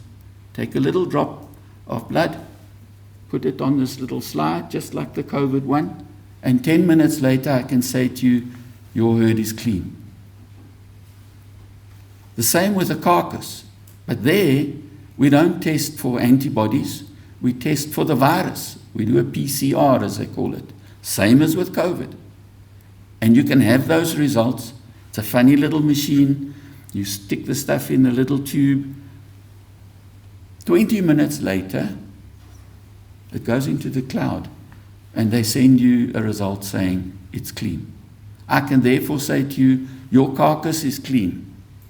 We can take that carcass and still debone it and take out the lymph nodes, because that's where the virus is last to be found. And we can vacuum pack it and mature it, and the pH drops below 6. Virus doesn't live there anymore, can't. Then we can go to Mr. China, Mr. Saudi, and say, look, our carcass, our meat is clean. All it will take is for veterinary services, Department of Agriculture, to have a bilateral agreement with China or Russia or Saudi, and we'll be able to export the meat. There's enormous new technologies. One of my fears is, Onderstepoort vaccine factory TAD, the foot and mouth part, has been promised 400 or 500 million rands, I forget the amount, to upgrade. But their technologies now, they've changed. You don't need the same kind of technology, the same expense. I'll give you an example. I know of 2 companies that have new foot and mouth disease vaccines. And these vaccines are vaccines which contain no infectious material. You don't need to have that really expensive containment facility to make those vaccines, because there's no virus there. It can't infect you, can't infect cattle. I am going to steal a minute of your time, because the technology is mind-bogglingly beautiful. I'm an entomologist first. I did entomology, and one of the things they taught us to do was to control these terrible things called armyworms. Well, what's been done recently is we got from TAD the virus sequence. I was worried, oh geez, how the hell are we going to send this dangerous virus to the UK so that they can do the work for us? You don't have to. The sequence, as you know from DNA, is A, C, T, G, G, A, T. They send that on an email, and they make that little piece of RNA, not DNA. And that piece of RNA, they then put into a virus, an insect virus, a virus that infects insects, armyworms.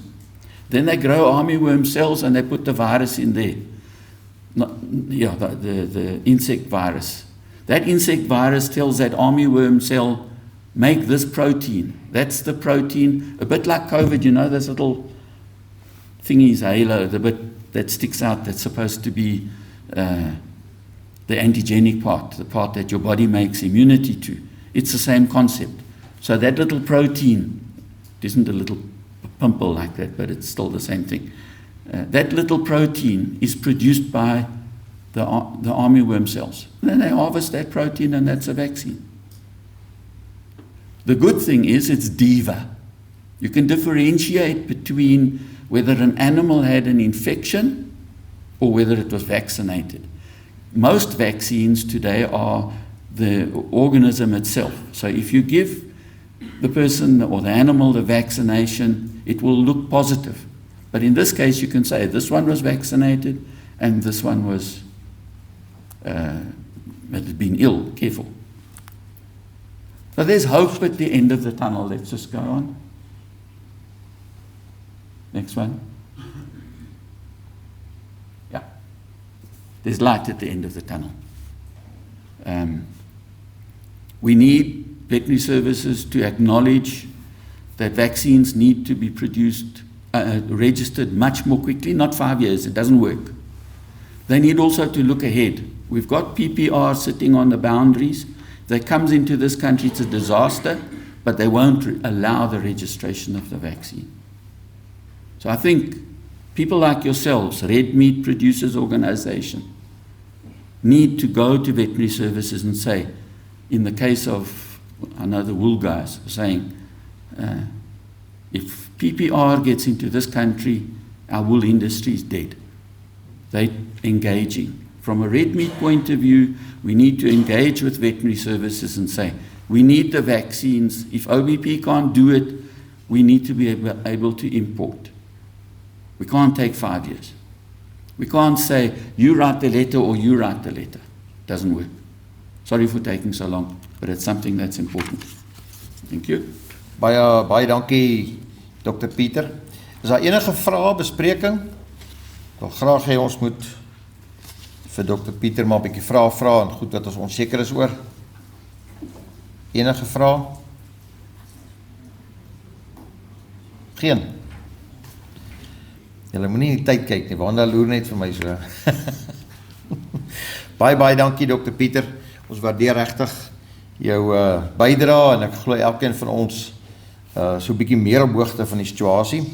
En ons glo en vertrou werklik dat daar meer enstowwe ingevoer kan word of selfs privaat kan vervaardig word in ons land. Ons volgende spreker, meneer Gerard van der Burg, hy is datawetenskap en stelselintegrasie by BFAP. Die onderwerp is dan groeipotensiaal in die rooivleisbedryf, markte, beleid en 'n geïntegreerde waardeketting. Gerard, ons luister graag na jou. Goeiemôre dames en here. Dit is 'n voorreg om hier by julle te wees. Jammer dat ek 5 minute laat was voor die 9 uur afskop. Ek het hierdie interessante pad gery tussen Orkney en Viljoenskroon. Ek moet sê, dis 'n rowwe pad. Dis 'n groot voorreg om hier te wees en om in Afrikaans te kan aanbied. Net die hoofopskrif is in Afrikaans uitgeskryf, maar meeste van die skyfies is ongelukkig nou in Engels. En 'n paar van die woorde en verduidelikings moet ek ook sê, is baie keer moeilik, jy weet, as mens al die werk en die navorsing en die skryfwerk doen in Engels om nou die hele tyd te verstaan. Maar ek dink ons sal dit kan baas raak. En ek het ook nie noodwendig 'n klikker nie, so ek gaan net vir my man daar wys hoe om die goed aan te skryf. Is lekker om 'n paar bekende gesigte te sien. Hallo Sakkie. So Sakkie was so 2 jaar by BFAP gewees, dieselfde organisasie of maatskappy wat ek voorwerk. Ja, net 'n vinnige oorsig. Ek dink is belangrik wat François ook ingelei het van Senwes se kant af. Jy weet, landbou is al vir jare in die internasionale arena soos hulle van praat. En ek dink baie keer van 'n produsent oogpunt af beleef mense dit met markte en volatiliteit en wanneer beweeg wat. En dis soms moeilik om te verstaan wat dryf dit. Maar in die moderne wêreld met sosiale media en dit wat almal kan lees, moet ek ook sê, is dit 'n baie gelyker speelveld in terme van inligting. Die moeilikste ding wel is, watter van hierdie inligting is bruikbaar en is die waarheid. En dis 'n groot deel van ons werk oor Afrika, so dis net 'n vinnige oorsig van wie ons is en wat ons doen. Ons werk in oor 15 lande in Suid-Afrika, op die Afrika kontinent. Ons is 'n kombinasie van landbouekonome, statistikuste, wiskundiges, ingenieurs, agronome, so ons het 'n redelike wye span. Ons is 'n kombinasie van privaat sektor, die beleidswêreld, met ander woorde regering, en ook wat ons praat van blue sky research, en dis 'n belangrike komponent. Navorsing, veral in Suid-Afrika, kry baie keer nie nodige befondsing nie en ook nie dryf nie. En dis krities om vanaf, ek wil sê, voete op die grond, soos RPO, die boere, die produsente, inligting te kry, om navorsing boontoe te dryf, laat dit weer koppel aan die privaat sektor, en laat dit gedryf kan word, en veral iemand soos Dr. Pieter Oberum in die werk wat hulle doen, daai is 'n bitter belangrike koppeling. Ons kan net een aangaan asseblief. So kom ons begin net vinnig met die oorsig van reële, en dis belangrik die woord reële, landbou BBP, bruto binnelandse produk. Daar's 'n paar siklusse wat nou al gevolg was, basis in die afgelope 20 jaar.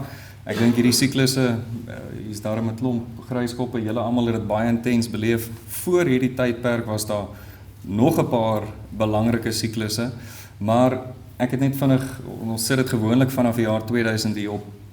Nou die belangrik is, daai tyd toe die wisselkoers erg teen ons gedraai het, 2001, 2002, 2008, toe die markte gehardloop het soos nog van min tevore, en dan sit ons nou waar ons vandag is. En die groot vraag, en ek gaan nie baie tyd nou spandeer, wat is elke liewe siklus en wat het gebeur nie, daai stippellyn wat daarbo is die groot vraag. Hoe gaan Suid-Afrika sy reële landbou BBP groei? En dit is 'n belangrike vraag om te vra, veral wat Fransjo ook gesê het, is weet om vorentoe te kyk, om die regte besluite te neem en die geleentheid te sien, maar die regte een. En ek dink dit is 'n belangrike faktor vir Suid-Afrika. Daar is so baie verskillende gesprekke wat tans aan die gang is, vir ons om te besluit watter van hierdie moet ons volg en hoe moet ons besluite maak op produksievlak is krities. En hierdie agtergrond van die hele totale bedryf help ons om daai stuurwerk te doen. Kan net hier aangaan. So waar pas RPO, waar pas die rooivleis gedeelte in? So hierdie grafiek is 'n redelike gelaaide ene. Op die linkerkantste as kyk ons na die gemiddelde groei in die afgelope 5 jaar vir hierdie volgende sektore. Aan die regterkant kyk ons na hulle bydra in terme van die gross value of agriculture. Julle sal sien vel slotted, daar kyk ons na die pluimveebedryf, ongelooflike groot bedryf, baie groot bydra. Die tweede grootste bydra is cattle en calf slotted. So is die rooivleisbedryf. Nou, wat belangrik ook is, as ons kyk na hoe vinnig van hulle gegroei het, dan sien jy katoen, neute, gedroogde vrugte, klomp van die uitvoer georiënteerde bedrywe wat bitter vinnig gegroei het, maar hulle bydra tot totale waarde van landbou nie noodwendig so groot nie. En ons gaan nou so 'n stukkie aangaan met dit. So, in geheel, waar sit lewende hawe? Lewende hawe is omtrent 47% van die totale waarde van produksiewaarde van landbou. Dit is enorm. En dit is belangrik om te verstaan, dit is nie net rooivleis in isolasie, met ander woorde 'n bees of 'n skaap of 'n bokboer nie. Daai is in kombinasie met pluimveebedryf, met die varkbedryf, met die melkbedryf. En wanneer daar gesprekvoering is, byvoorbeeld met die departement van veeartseny, gaan dit oor diere in totaliteit. En dit is nogals belangrik om dit te verstaan. Veral as ons nou kom by die onderwerp, hoe koppel hierdie aan beleid? So op die linkerkantste grafiek is daai stippellyn is nog steeds die totale landbou BBP, maar kyk net hoe lyk die volatiliteit, die onderste kantste lyn van graangewasse. Nou hierdie is graanwêreld, maar daar kan julle baie mooi die volatiliteit en die seisonaliteit en cyclical cycle sien van grane in vergeleke met diereprodukte. Nou in my opinie, vir die privaat sektor, binne in dit sit enorme geleentheid. Dit is 'n 5-dag cricketwedstryd teenoor 'n 1-dag, selfs eintlik hierdie 2020s. Nou, ons het baie werk ingesit om te verstaan hoe lyk dit in die volgende 10 tot 20 jaar. Want besluite wat geneem word, veral met 'n lewende hawe boer, die besluit wat jy vandag neem, hoeveel teelsiklusse moet jy deurgaan om die vrugte van dit te pluk? En dit is baie keer 6 jaar, 8 jaar, 10 jaar voordat daar 'n skuif begin te werking kom. En dit is hoekom dit belangrik is om die groter prentjie te sien. Op die regterkant kyk ons net na die binne in lewende hawe, wat was die vinnige groeiers? Daar kan julle sien mouer, wol, bees die derde vinnigste. En bees se groei is te danke natuurlik aan uitvoere. Net na die volgende een asseblief. So, wat het gebeur oor die afgelope 4 tot 5 jaar binne in die bedryf, en ek gaan hierheen is redelike leeswerk, net 'n vinnige kombinasie tussen hoe groot is die kudde, tussen kommersieel en ontwikkelend, omtrent 7.7 miljoen diere in die kommersiële kudde, omtrent 5.3 in die wat ons nou verwys is die informal herd, en dit is nogals belangrik om te verstaan wat is die verduideliking van informeel, en dit gaan maar hoofsaaklik ook oor waar vind slagtings plaas, en wat is die primêre marktoegangsmeganisme vir daai produsent. Net, ja, 'n baie belangrike een hier om te sien is hoe lyk verbruik, per capita verbruik in Suid-Afrika, kan julle sien daarso is in rooi geomkring, 23% versus die internasionale 21%. Kyk net vinnig hoe groot verskil is daar in vark. Suid-Afrika bitterklein, internasionaal omtrent 40%. So, en dit gaan ook oor die verbruiker. In Suid-Afrika is die meerderheid van daai verbruiker is in die middel tot laat-klas, waar internasionaal is dit in die hoë klas verbruiker. Mense sal nog ons dink dit moet anders te kom wees. Kan net een aangaan. Ek gaan redelik vinnig deur die markgedeelte gaan om te kom by die beleidskoppeling en hoe die bedryf strukturering lyk vir die volgende 10 jaar. Ek dink dis 'n kritiese deel vir die gehoor vandag. Hier kyk ons na die geskiedenis, en dis spesifiek bees nou. Hier kyk ons na die geskiedenis van die produksie, verbruik, die pryse, en baie belangrik ook reële pryse.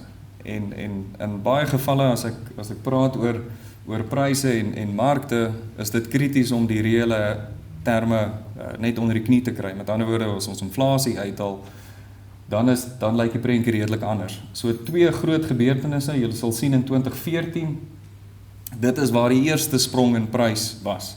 Onmiddellik was daar 'n reaksie, daai reaksie het natuurlik 'n sprong in produksie gehad. En toe tref ons 2019 se groot FMD-uitbraak, en dit het 'n bitter groot impak gehad, weer eens met die besluitneming, want prys op die uiteinde dryf besluitneming op produksievlak. So wat gebeur het, en ek dink dit is nou 'n belangrike verstaan ook van waartoe hierdie gaan, in die vorige, wat ons nou verwys as 'n baseline periode 10 jaar, was die groei omtrent 1.8 in die vorige dekade, en ons kyk na 'n redelike platter groei omtrent 1.6% oor die volgende dekade. As ons kyk na uitvoere, was dit omtrent 20% per jaar oor die vorige dekade, en ons kyk na omtrent 5% in die volgende dekade. Met ander woorde, die spoed waarteen uitvoere groei neem drasties af, wat natuurlik ook 'n impak het in terme van vraag. En die grootste drywer vir dit is, wat Dr. Obram oor gesels het vanoggend, is dieregesondheid, is die persepsie van dieregesondheid in Suid-Afrika vanaf die OIE, en hoe ons dit kan bestuur. Ek wil net, as ons kyk na daai 2 reële pryse, dit beteken eintlik, as jy nie produksie of effektiwiteit lig nie, beteken in reële terme, boer jy spreekwoordelik agteruit. So dit is 'n baie belangrike punt vir ons produsente om in ag te neem. Nou, daai reële prys, net soos met die BBP van landbou, het 'n geleentheid om positief te wees. En so 'n stukkie vorentoe gaan ek bietjie gesels oor hoe ons by dit kan uitkom. Die volgende een. So hierdie is 'n redelike vinnige kombinasie net van slagtings. Hoe lyk slagtings in die 4 vleis of 3 vleiskategorieë? Ver links kyk ons na bees, skaap in die een regsbo, vark in die een linkerkant. Julle sal sien dat beesslagtings het met 13% geval oor die afgelope 5 jaar. Skaap met 21% oor die afgelope 5 jaar. Met ander woorde, daar is nog steeds, jy weet die tempo waarteen, jy kan dalk net die volgende skyfie wys asseblief. Die tempo waarteen ons uitgeslag het in die droogte tydperk, en dit is nou daarvan af waar julle sien Mei 2015, daar is die A2 slagtings, die tempo waarteen ons geslag het in daai droogte jare. Linkerkant, ons kyk daar spesifiek na A, B's, B's en C's, dit was enorm, in vergeleke ook met vorige droogtes. Die groot rede ook vir dit was, as ons gekyk het in die vorige groot droogtes, of het nou 91, 92 was, 83, daai jare het ons nie noodwendig hierdie vraag gehad nie. Met ander woorde, pryse het erg gereageer, negatief. Met ander woorde, pryse het geval. En die vorige droogtes wat ons beleef het, 15, 16, 17 en 18, het pryse stabiel gebly en in party gevalle sekere maande selfs geklim.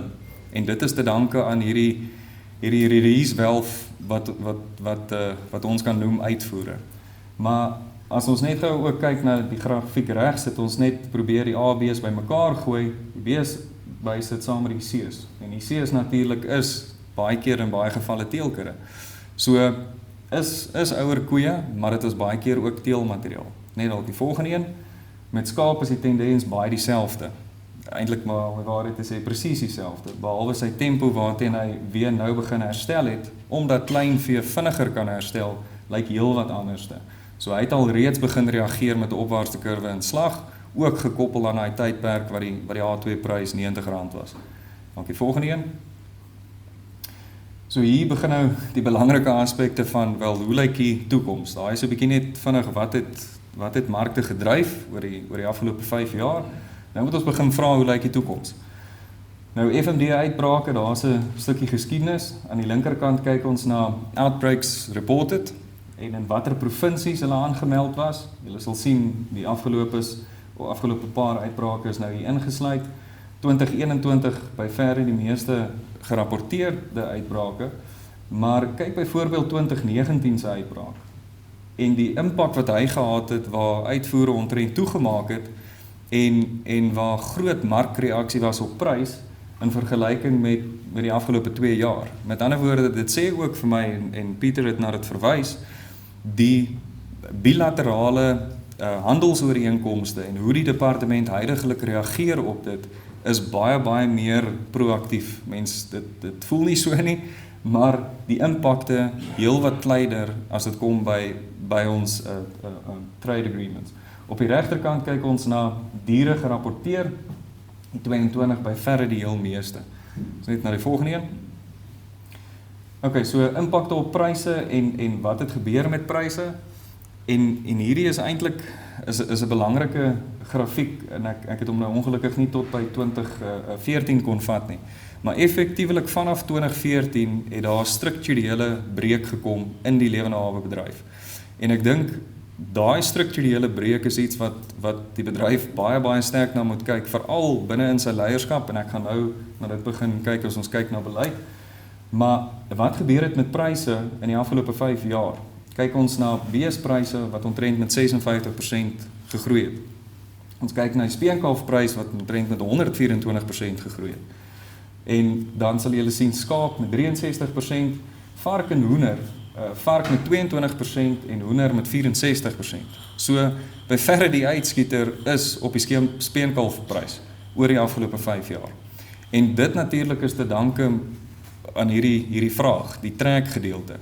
En wat ook belangrik is die dinamiek tussen ons buurlande. Wat aangaan in Botswana en Namibië en die toeganklikheid tot kalvers dryf baie van dit. Julle kry baie van hierdie inligting op 'n gereelde basis, maar ek dink dit is belangrik om dit te vergelyk met die ander vleise in Suid-Afrika en ook om 'n idee te kry hoe lyk, jy weet, weer eens ons toekomsvisie met dit. Sien een aangaan asseblief. So vinnig oor uitvoere, na watter lande voer ons uit en hoeveel voer ons uit en wat voer ons uit. Daai 3 punte is bitter belangrik. En weer eens, hierdie is belangrik want op die uiteinde die produk wat uitgevoer word, kom vanaf die produsente. Met ander woorde, watter tipe bees teel 'n mens, wat in watter mark moet opeindig en hoe lyk daai verbruiker? Dis al die vrae wat eintlik, of al hierdie inligting is wat invoer binne in 'n bedryfsstrategie, wat ek nou vinnig vir ons ook nou wil wys. So ek wil eintlik net ons vinnig laat wys dat die samestelling van die karkas wat uitgevoer het, vanaf waar ons groot uitvoere gehad het in 2014, as jy na die regterkant kyk, waar jy sou sien, frozen boneless het heel wat gegroei, as ook fresh boneless. Met ander woorde, meer hoër waarde snitte wat uitgaan. En dit is 'n suksesstorie, want dit beteken ook die res van die karkas wat plaaslik bly, wat weer in die plaaslike mark 'n redelike stabiele prys veroorsaak. Dit is nou met mince en worse en daai klas van dinge. En die volgende een toe gaan. Ek gaan redelik vinnig deur markte, want ons moet by die ander gedeelte uitkom. Ek het die uitvoere ene ook redelik hier ingedruk, net om te wys, en dis amper wat ons dan verwys as 'n eyeball oefening. As jy kyk in 2019, kyk net na daai dip. En dit was waar FMD natuurlik die grootste impak gehad het. Maar as ons vandag kyk, en dis die rooi kol op die regterkant, hierdie is die quarterly beef exports aan die regterkant. Sien julle die verskillende jare vir die verskillende kleure. Rooi is 2022, 2021 is groen. Die belangrike een natuurlik is 2019, waar ons daai groot skok gehad het in uitvoere. As ons dit vergelyk, as ons die huidige rooi kol vergelyk met 2019, is ons nog steeds nie op daai vlak nie. Wat beteken ons uitvoer het nog steeds bo dit gebly, daar was nog steeds geleentheid om uit te voer, al het China toegemaak as ook ons buurlande. Dis 'n belangrike punt om in ag te neem, en dit koppel weer aan die bilaterale ooreenkomste. So uitvoere het omtrent 13% geval, as ons dit vergelyk met 2021 vlakke, maar nog steeds 'n positiewe storie. Volgende een asseblief. Invoere. So ek het net nou genoem 2014 was die strukturele breek. Ons was 'n netto invoerder tot omtrent 2011. Nou Suid-Afrika, kyk net gou daarso na 2011, 2012, 2013. Die hoogste was omtrent 30.000 ton. Ons uitvoere tans is omtrent 35 na 40.000 ton. Met ander woorde, weer eens ons het redelik die skip gedraai en daai strukturele breek het plaasgevind en invoere drasties afgekom. En wat baie interessant is, kyk die lande van waar ons ingevoer het. Dit was hoofsaaklik VSA wat hoë waarde snitte hiernatoe gestuur het. En dit het ook 'n groot impak gehad in ons plaaslike pryse. Nou in die afgelope, noem dit nou maar 3 tot 5 jaar, kom meeste van daai invoere van Sub-Sahara Afrika af. So heel wat veranderinge in trade. Dan gaan ons nou ratte verwissel om te kyk na beleid. En wanneer ons kyk na beleid, is dit belangrik om te verstaan, dit is nie net regering nie. En ek dink dit is baie keer waar die dinge redelik te mekaar raak in terme van hoe ons dit verstaan. So daar's een inisiatief huidiglik binne in die departement van landbou wat aan die gang is. Hulle praat van die AMP, die Agriculture Agro-Processing Master Plan. Baie van die inligting wat ek nou in die vorige skyfies en eintlik baie meer. Dis 'n baie volledige navorsingsverslag. BFAM was deel van die navorsingsgedeelte wat ingevoer het binne in die komitees wat in die AMP ingewerk het. Nou, dit is weer eens belangrik om dit te verstaan in die konteks van hoe gaan die regulatory environment, want jy kan nie dit wegvat nie. Met ander woorde, as daar nie 'n staatsveearts is wat 'n stempel opsit nie, of 'n tie-down opsit wat sê hierdie container is veilig en hy kan uitgaan nie, het jy nie uitvoere nie. So, al doen ons wat, het die bedryf nodig om binne 'n konteks van iets soos 'n AMP, saam met die privaat sektor, die koöperasies, die insetvervaardigers, saam te werk om by 'n plan uit te kom wat die bedryf kan vorentoe vat. En ek dink in die verlede is hierdie amper 'n taboe onderwerp, maar weer eens as ons moet dink aan die toekoms, moet ons maniere vind om hierdie skip te draai.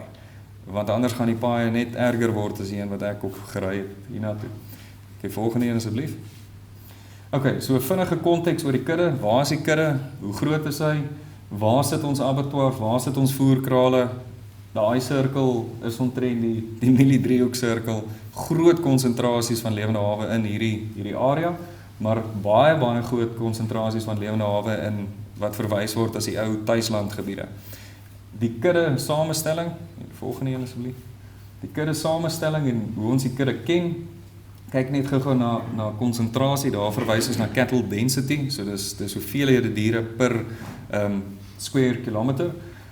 Sien julle dat dit is by verre die hoogste in byvoorbeeld die Oos-Kaap, dele van Limpopo, dele van Natal, dele van Mpumalanga, waar area eintlik klein is en daar net enorme hoeveelhede diere is. En dit is tipies die diere wat dan verwys word as hierdie 41% vanaf die informele kudde. Daai 41% afhangende van watter data mens na kyk en hoe jy dit ekstrapoleer, kan nader aan 50% wees. Met ander woorde, daar is enorme hoeveelhede diere binne in daai gebiedens. En natuurlik daai diere en die behoefte om daai diere binne in die ketting in te trek is baie groot. Wat ons nou gekyk het is, jy weet, kalfpersentasies, die effektiwiteit van hierdie kuddes is bitter laag. En 'n klein verandering binne in hierdie kuddes kan enorme voordele bring vir die bedryf, en ek gaan nou vinnig wys hoe dit lyk. Volgende een. OK. Hierdie een is weer eens 'n eyeball oefening, maar 'n belangrike een. So ons spandeer baie tyd om te verstaan presies binne in die hele waardeketting, vanaf die hulpbron, al die pad tot by die mark, hoe lyk hierdie waardeketting en hoe is hy in mekaar gesit. En wanneer ons kyk na die volhoubaarheid van die bedryf, moet jy verstaan hoe die dier of die sektor koppel aan die mens. Nou daai twee kaarte, ek wil sê vanaf links onder, wat rooi ook in het. Aan die linkerkant kyk ons na poverty density, aan die regterkant poverty incidence. Nou die rooi gedeelte is op daai kaart links, kan julle sien is basies die groot metros. Dit is met ander woorde waar daar miljoene mense is wat in armoede is, en daaronder kan julle sien oor die 15 miljoen mense wat in armoede is. Op die regterkant die ene kyk ons na die verspreiding van dit, en ook oor die 14 miljoen huishoudings wat in armoede is. Nou 'n belangrike punt van dit is, watter waardekettings gaan hierdie mense kan ondersteun met veilige bekostigbare kos. En daai waardeketting aan die linkerkant, en daar gaan julle sien nou, daar het ons diere en die konsentrasie van vee, grootvee, kan julle sien hoofsaaklik in die hoë graanproduksiegebiedens. Nou daai waardeketting is krities om die mens aan die onderkant van veilige en bekostigbare voedsel te voorsien. So dis 'n belangrike kombinasie. Aan die regterkant kyk ons ons verwys na small scale, met ander woorde dit is 50 tot minder koppe, diere wat hierdie produsente het. Dis weer krities om daai diere in 'n waardeketting in te sit plaaslik, om ook veilige en bekostigbare kos te voorsien. Presies dieselfde met die kleinvee, net een om vinnig uit te lig, hierdie ene heel regs onder, kyk net hierdie konsentrasies van bokke, dis oor die 6 miljoen koppe bokke, en dis nou boerbokke en wat noem dit, skilderbokke en al wat 'n tipe bok is. En dit is direk weer ooreenkomstig met daai kaart wat die poverty incidence wys. Nou dit voel redelik wyd en redelik groot en wie kyk na dit, maar op die uiteinde is hierdie gesprek 'n bitter belangrike gesprek wat in beleid invoer. Met ander woorde, hoe gaan die bedryf werk om aan voedselsekuriteit in die land te voorsien? Volgende een. OK, so ons kyk baie vinnig na die waardeketting van byvoorbeeld bees, want hierdie waardeketting moet in baie detail verstaan word as ons in 'n bedryfsplan ingaan, as ons in 'n masterplan ingaan, om die geleentheid uit te kan wys. En wat François vroeër genoem het is, jy het nodig om hierdie visie en geleentheid te kan identifiseer om by 'n strategie uit te kom. So heel regs op die onderkant, ek wil amper sê dis die geleentheid, want dit alles begin by mark. Plaaslik in Suid-Afrika, plaaslike verbruik. Ek het nou nie klomp inligting gewys oor per capita in die geskiedenis en hoe ons die toekoms sien nie, maar ons sien dit redelik plat. Met ander woorde, die verbruiker is onder druk, die verbruiker kan nie meer hoë waarde produkte soos rooivleis, soos skaapvleis bekostig nie, veral hoë waarde snitte nie, wat op die uiteinde beteken ons het nodig om meer uit te voer as ons wil hê prys moet aanhou groei, veral in reële terme, as ons inflasies en alles uithaal.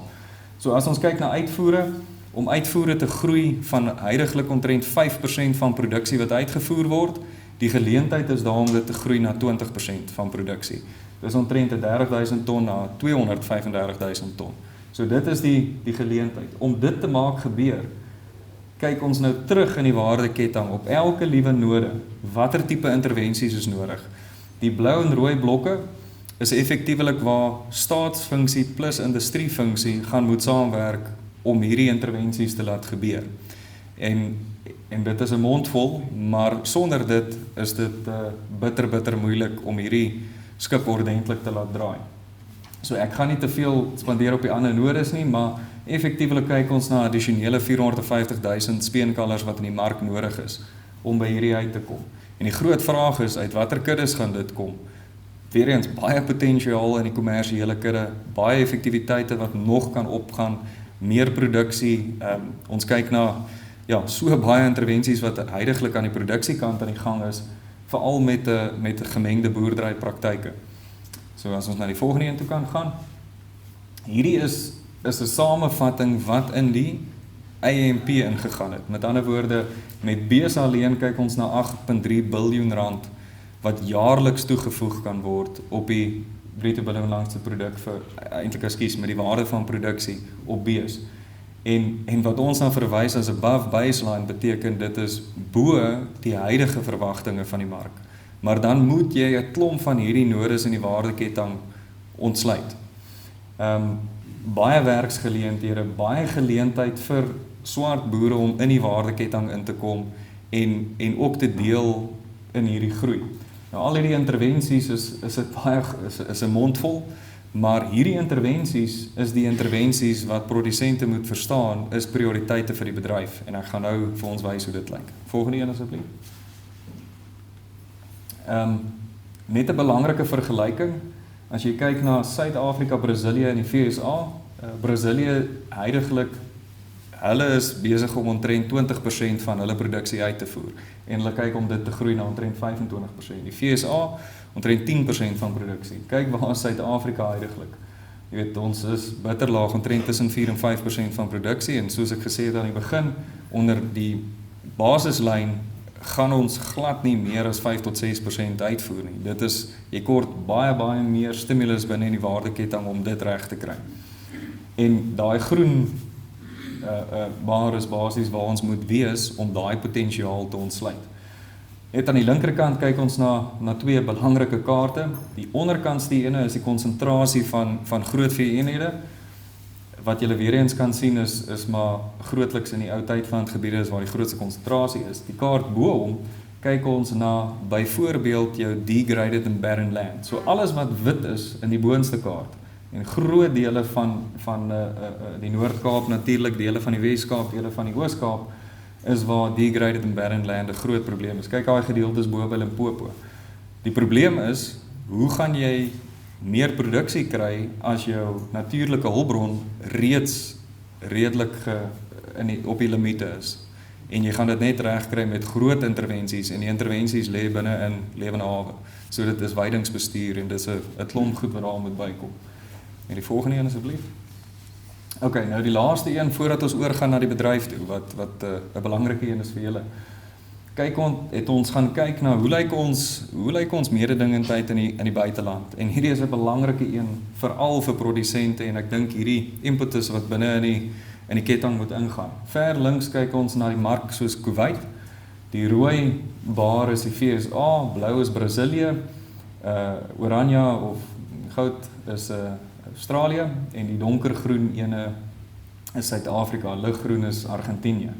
En dit is die gemiddelde prys binne in daai HS code wat produk verkoop word in daai lande. So kyk net die groot verskil tussen ons en Australië, byvoorbeeld in Kuwait. En Kuwait is huidigelik omtrent 45 tot 50% van ons mark. Hoekom is dit so? Hoekom is dit so dat die VSA en Australië 'n heel wat groter premie kry vir hulle produk? Het hulle beter vleis, gradeer hulle dit beter, verkoop hulle dit beter? Klomp vrae wat die bedryf moet vra vir hulle self. Dan kyk jy na China. Die mark weer eens in China. En die eerste ene kyk ons na bone-in cuts, en die tweede ene regs kyk ons na boneless cuts. Kyk die groot verskil in die bone-in cuts tussen Brazil en die VSA in China. En boneless cuts weer eens Australië en Amerika en Brasilië wat hier sien julle regs onder tussen 35 en 41% premie bo ons produkte kry. Ek sê premie, maar dit is moontlik nie eers 'n premie nie, dit is net hulle gemiddelde pryse. So dit in aangenome, hoe lyk ons mark, hoe gaan ons groei, waar is die geleenthede vir groei, hoe lyk hierdie visie vir die bedryf en wat het ons nodig, watter sleutels het ons nodig om te draai om te groei? Dis 'n bitter belangrike vraag vir die bedryf. Nou volgende een. En die belangrikste amper in die werk wat ons doen is om te vra, wat gebeur as ons dit nie doen nie? Met ander woorde, as ons nie dit reg kry om beleid te beïnvloed, as ons dit nie reg kry om as bedryf of privaat sektor sekere intervensies reg te kry nie, watter implikasies kan dit of impakte kan dit hê in ons bedryf en in prys? En ek dink prys is maar die grootste ene. So hierdie het ons simulasies wat ons gedoen het vir die RMRD omtrent in einde 2019.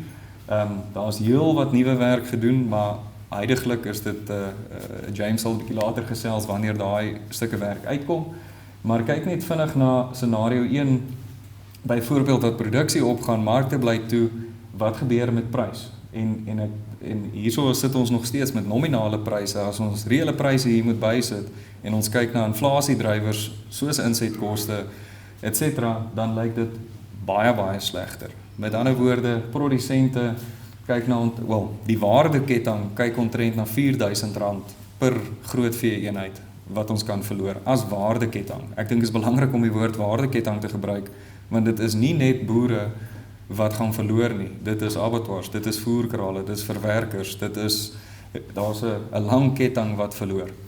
Net aan die volgende een asseblief. Ok, so, die volgende een, hoe lyk die pad nou vorentoe? Op die uiteinde gaan dit belangrik wees, dat die bedryf homself moet befonds. En daar's twee maniere, daar's vrywilliglik, en julle voorsitter het gesels oor dit, wat ek dink krities is om meer van te hê, en dan is daar ook statutêr. Statutêr is amper die ekwivalent van 'n wetaftrekker, met ander woorde, dit is verpligtend. As ons vinnig kyk na die huidige statutêre heffing vir die rooivleisbedryf, omtrent R13 oor die waardeketting wat huidiglik afgetrek word. Op verskillende nodes, en dis 'n tegniese terme, hy word afgetrek, maar hy word nie noodwendig oorbetaal, byvoorbeeld by veiling. Maar op die uiteinde is dit bitter belangrik om te verstaan dat sonder 'n statutêre heffing waar daar 'n sekere stuk geld beskikbaar is, gaan dit bitter moeilik wees om 'n klomp van hierdie intervensies reg te kry. Volgende asseblief. Waar sit rooivleis huidiglik? Dit is eintlik 'n tragiese storie, maar rooivleis sit op 0,09% van die waarde van produk. Kyk na meeste van die ander bedrywe wat by 0,5% sit. Jy kyk byvoorbeeld na die vrugtebedryf, wat 'n uitvoerbedryf is, wat heel wat hoër statutêre heffings het, maar hulle kry ook baie waarde vir dit, want hulle prys in die uitvoermark is krities om hulle bedryf volhoubaar te maak. So net daarso ek wil sê die rooi blokkie wat omkring is rooivleis, en daar vergelyk jy dit persentasiegewys met die ander bedrywe. So wat sê ons eintlik? Uit 'n statutêre hoogpunt uit is dit krities vir rooivleis om homself te herposisioneer. Sedert 2014 was daar 'n strukturele breek gewees, pryse het enorm gegroei, vraag het enorm gegroei, produksie het relatief tot dit gegroei, maar nie vinnig genoeg nie, en hoe die bedryf homself befonds om intervensies in plek te kry, het glad nie gegroei nie. Net die volgende een asseblief. So en alles is nie negatief nie, daar is 'n klomp werk wat gedoen word. So ek gaan die laaste 6 skyfies net praat oor hoe lyk die pad vorentoe. So BFAP was getaak om 'n bedryfsstrategie aan mekaar te sit. En as ons sê bedryf, dan kyk ons na die totale rooivleiswaardeketting. En weer eens, hierdie is krities, jy of wat vandag hier sit as produsent of as selfs privaat sektor, is bitter belangrik om te verstaan hoe lyk jou rol binne in 'n visie en 'n strategie oor die volgende 10 jaar. Want sonder dit is dit bitter moeilik vir 'n bedryf om te groei. So die eerste punt is daar's die geleentheid wat ook na verwys was, oor die 12 biljoen wat deur rooivleis bygedra kan word, and that's again above baseline. Met ander woorde, 'n enorme geleentheid vir die bedryf om te groei in die volgende 10 jaar.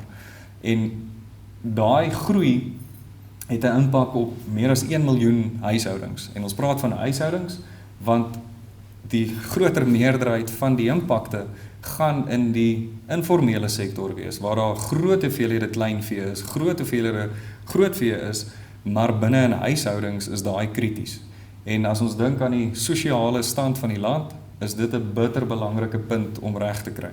En heel op die einde praat ons van die geleentheid om inklusief te groei. Met ander woorde, waar die bedryf as waardeketting elke liewe node moet intrek om hierdie plan te maak werk. Die volgende een asseblief. So daar is 3 fases waarna hy opgebreek was. Die eerste een was om hierdie roadmap te kry. Met ander woorde, wat is die visie vir die bedryf? Het ons 'n visie? Hoe moet hy lyk? En hoe koppel hy aan belangrike drywers wat huidiglik aan die gang is, soos beleidsdrywers, bedryfdrywers, die dieregesondheid, elke liewe stukkie impetus wat daar moet ingaan, sit binne in daai visie. Die tweede een gaan oor 'n industrie herstrukturering, en dis eintlik 'n transisie. Met ander woorde, ons het hierdie verandering gehad oor die afgelope 8 jaar, wat pryse gegroei het, produksie moet groei, alles verander, maar het die struktuur van die totale bedryf bygehou met wat hier aan die gang is. En daar kan ek nogal sê, dis krities vir privaat sektor om binne in daai transisieproses ook deel te neem. Heel aan die onderkant, amper die belangrikste gedeelte is implementering. Want in die verlede was daar baie planne, baie dokumente, bedryfsidees, maar hoe word dit geïmplementeer? En amper meer belangrik, hoe sien die bedryf, soos die Noordwes RPO, wat is die impakte van daai implementering? En ek gaan meer oor dit nou praat. Volgende een asseblief. Hier kyk ons na die roadmap, wanneer moet wat gebeur, maar die belangrike gedeelte op die ver linkerkant is die 4 fokusareas, waarvan die heel belangrikste een is diere en animal and public health, want daai twee koppel baie sterk aan mekaar. Pieter Oubram het gepraat van iets soos byvoorbeeld daai slak wat, 'n wurm wat op die uiteinde opeindig, dat 62% van die bevolking in daai gebiede met wat is die epilepsie sit. So public health is net so belangrik soos animal health, en binne in die departement sit daai twee verantwoordelikhede bymekaar, veral as dit kom vanaf diere. Die tweede ene is inklusiewe groei, die derde ene is marktoegang, en die vierde ene is die volhoubaarheid en die kompeterendheid van hierdie bedryf. As ons nie kompeterend gaan wees nie, gaan ons ook nie volhoubaar wees nie. Dis nou maar net hoe dit aan mekaar koppel. Marktoegang op die uiteinde, jy kan 'n speenkalf hê, jy kan 'n stoetbul hê, as daar nie 'n mark vir hom is nie, is jou besigheid ook nie volhoubaar nie. En op die uiteinde is dit binne in die strategie gesit, in die visie gesit, die bedryf wil groei, hy wil 12 biljoen rand bo baseline bydra, en hy wil daai 4 fokusareas as prioriteit hê.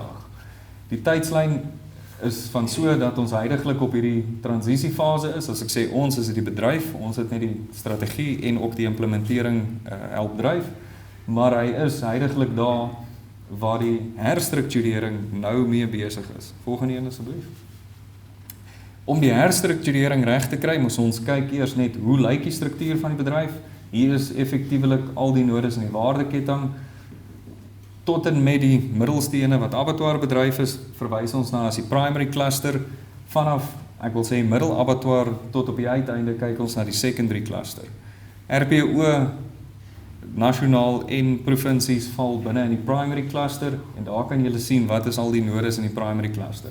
Wie is al die spelers en hoe moet hierdie fasiliteeringsproses aan mekaar gesit word? Volgende een asseblief. Hierdie is baie besig, maar is 'n vinnige om te verduidelik en 'n belangrike een om te verstaan waar pas 'n vrywillige organisasie of fondse binne in 'n groter prentjie, en hoekom is dit baie belangrik om hierdie aan mekaar vas te hou. So ver aan die linkerkant praat ons van 'n livestock roundtable. So die gedagte is, daar binne sit jou primary red meat cluster, jou secondary cluster wat jou processors en jou exporters is, as ook vark en hoender. Hoekom is dit belangrik? Die totale lewende hawe bedryf het nodig om hulle self te posisioneer. Want wanneer jy in 'n bilateral trade agreement ingaan, dan is dit altyd iets vir iets. Meer hoender, minder rooi vleis, meer rooi vleis, minder hoender, eier, daai word geonderhandel binne in 'n roundtable soos daai. So daai struktuur baie belangrik. Die tweede ene, as dit kom by die dieregesondheid gedeelte, kyk ons na 'n National Animal Health Forum, ons kyk na 'n Meat Inspection Advisory Forum, wat albei reeds bestaan, maar aan die onderkant kyk ons weer eens na implementeringsbeen vir die totale bedryf. Want sonder dit gaan dit bitter moeilik wees weer eens om intervensies in plek te kry. Nou die belangrike een en waar julle tipies inskakel, die middelste gedeelte is vir die primary cluster aan die bokant. Kyk ons na NWRPO, die abattoirvereniging, die RPO, SAFA, wat daar binne sit om accountability, cohesion, guidance, policy advice aan mekaar te hou. Jy het dit nog steeds nodig. Die regering wil nie met 30 partye praat nie, hulle wil met 1 party of 2 partye praat. Aan die onderkant is dit by dienste en implementering. En ek dink dit is wat vir baie jare nie gekoördineer en by mekaar getrek kon word nie.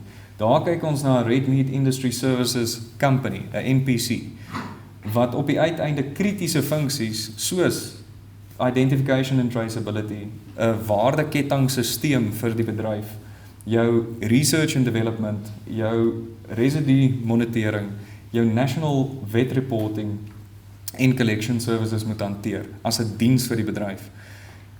Dalk net die volgende een asseblief. Daai is struktuur, dit is 'n visie, dit is strategie. Dan gaan ons nou kyk na, maar wat gaan ons implementeer en jy weet, wat moet die maatskappy doen? Volgende een. So hier is die eerste ronde van intervensies en agter hierdie sit maklik nog 'n lys van 100. Dit is verskriklik omslagtig, dis baie. Maar as 'n mens nie daai tipe detail agter dit het nie, hoe besluit jy, hoe prioritiseer jy fondse? Daai statutêre geld, vrywillige geld, 'n kombinasie van die twee. Daar is sekere intervensies wat die bedryf nodig het in totaliteit. En hierdie middelste blok is wat ons verwyd as die intervensies wat moet geprioritiseer word. Die blokke reg rondom is vir dieregesondheid, is vir inklusiewe groei, is vir marktoegang en vir kompetitiwiteit. Nou binne in elk van hulle is daar baie spesifieke intervensies. Maar wat belangrik is in die middel, byvoorbeeld die FMD hoë risiko gebied wat moet geprioritiseer word. As ook 'n industrie waardekettingsisteem, 'n datastelsel wat nie bestaan nie. Sonder so 'n datastelsel kan jy nie eintlik met die OIE sit in 'n onderhandeling om te bewys dat dit is hoe ons naspeurbaarheid in Suid-Afrika bestuur. Dit is hoe ons residue monitering bestuur. As jy dit nie het nie, het jy nie 'n means of negotiation nie. Die ander een praat ons van 'n unified voice, om dit reg te kry om op beleidsvlak reg te koördineer. Een van die bitter belangrike punte, en dit is lekker dat ons by Senwes is, South African Cooperative Agribusiness Integration. En dit is nie om Senwes uit te wys nie, maar in die privaat sektor, in meeste koöperasies en agribesighede, is lewende hawe en landbou nog 'n bitter klein fokusarea. Die feit dat daar strukturele verandering is, en die feit dat daar enorme geleentheid sit in lewende hawe, en die feit dat die bedryf homself ook, ek wil sê, belyn en 'n visie en 'n strategie gee, dink ek skep baie geleentheid vir 'n Senwes. En sonder daai been gaan dit bitter moeilik wees om implementering te kry, veral in die platteland. Daar is nie genoeg kantore nie, daar's nie genoeg staf nie, daar's nie genoeg geld nie. Jy het nodig om privaat sektor saam met die bedryf te koördineer om by 'n plan uit te kom.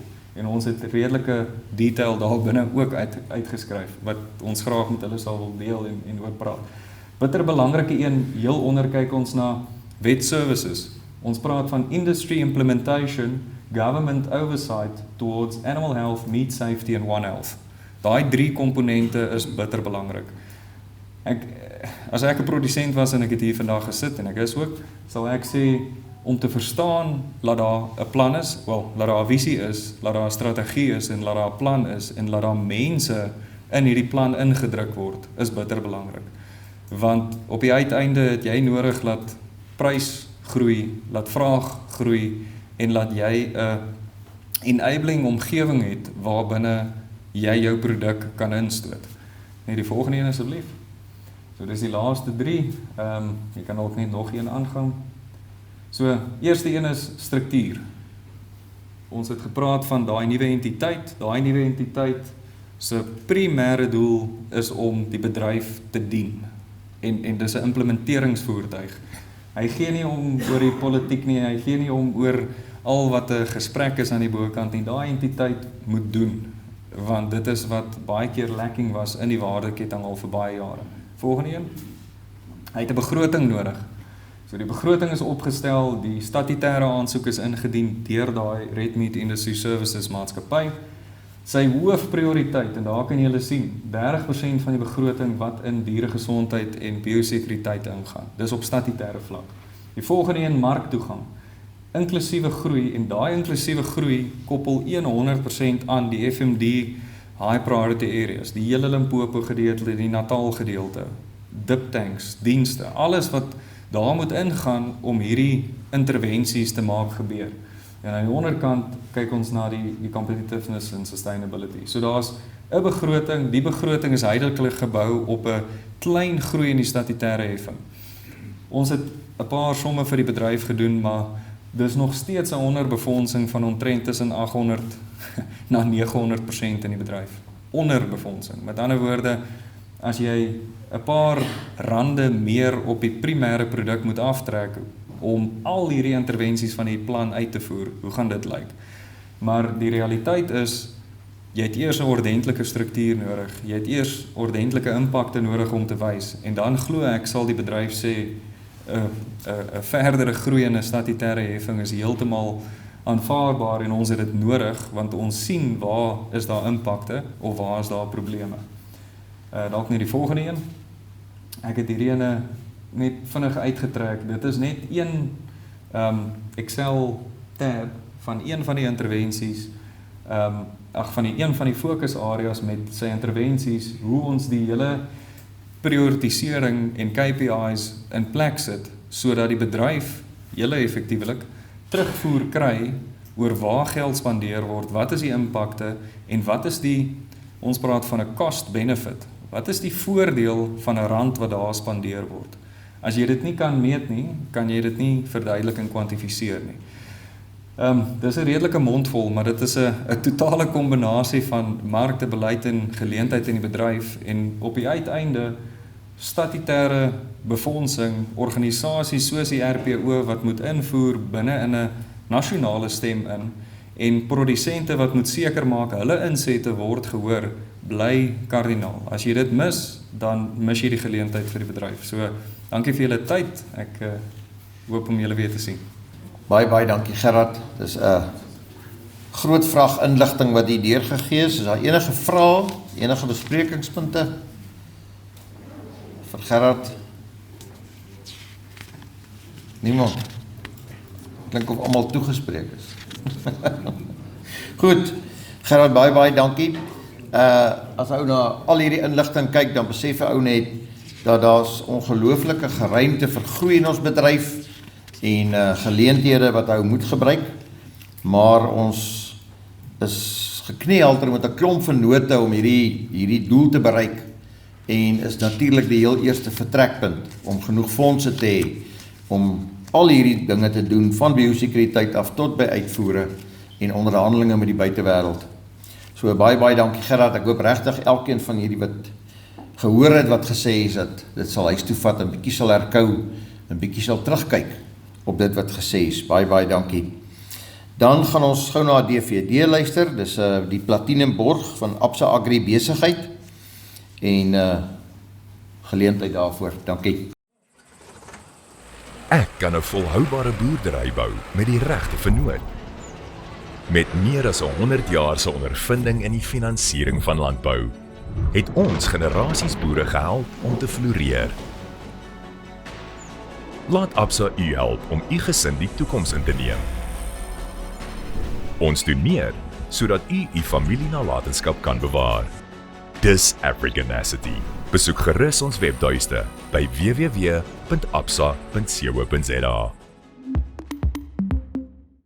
Baie dankie en Absa Agri Besigheid. Ons waardeer regtig baie ook vir julle bydrae, soos al die ander borge vir ons kongres. Dr. Pieter het nou net vir my gesê, hier's so 10-12 boekies, handleidings oor back and claw, en dis opgestel deur Gavin R. Thompson, of late Gavin R. Thompson, oor current problems and proposed solutions oor back and claw. So as u van hierdie boekies wil neem en bietjie meer kyk oor back and claw en so aan, is u baie welkom. Ek gee dan oor aan Boeta. Baie dankie voorsitter, dit bring ons dan nou by teetyd. Dit was nogal 'n lang sessie gewees. Ek wil net vir u vra, onthou tog asseblief om ons evalueringsvorms te voltooi, en dan wil ek vir u vra om seker te maak, geniet die tee en die verversings en gesels 'n bietjie met mekaar en met die sprekers as jy die geleentheid kry, en dan vra ek dat asseblief stiptelik 11:50, so 10:40 weer die sitplekke inneem. Baie dankie. Goed, baie dankie. Ons gaan nou een van ons silwerborge, Netbank, gaan ons net na hulle DVD kyk vir 'n paar minute. Dankie. Agriculture. Noun. The science of farming, including cultivation of the soil for the growing of crops and the rearing of animals. It provides food to the nation, but is it accessible by all, and does it nurture the environment? It provides employment to the hands that work the land. But how is it impacted by technological innovation? It reaches beyond the crop rows, but how effective is the value chain? Water and energy spur its growth in life. But can technology be the saving grace in a water and electricity scarce country? It's the fabric from which many communities are woven, but does it promote social cohesion? It's about taking hands, but do these partnerships strengthen bonds between the industry, government, and communities at large? It's an asset class. But are the returns good enough to lead to future growth and investment? At Nedbank, we use our expertise to ensure the best outcome for everyone, from the farmer to the consumer. We partner with the right stakeholders to provide real value and fulfill our clients' needs. We see the planet differently. We see agriculture differently. And ultimately, we see you differently. So, in an ever-changing agricultural world, do you want a bank that takes your money or a bank that takes your money seriously? See money differently.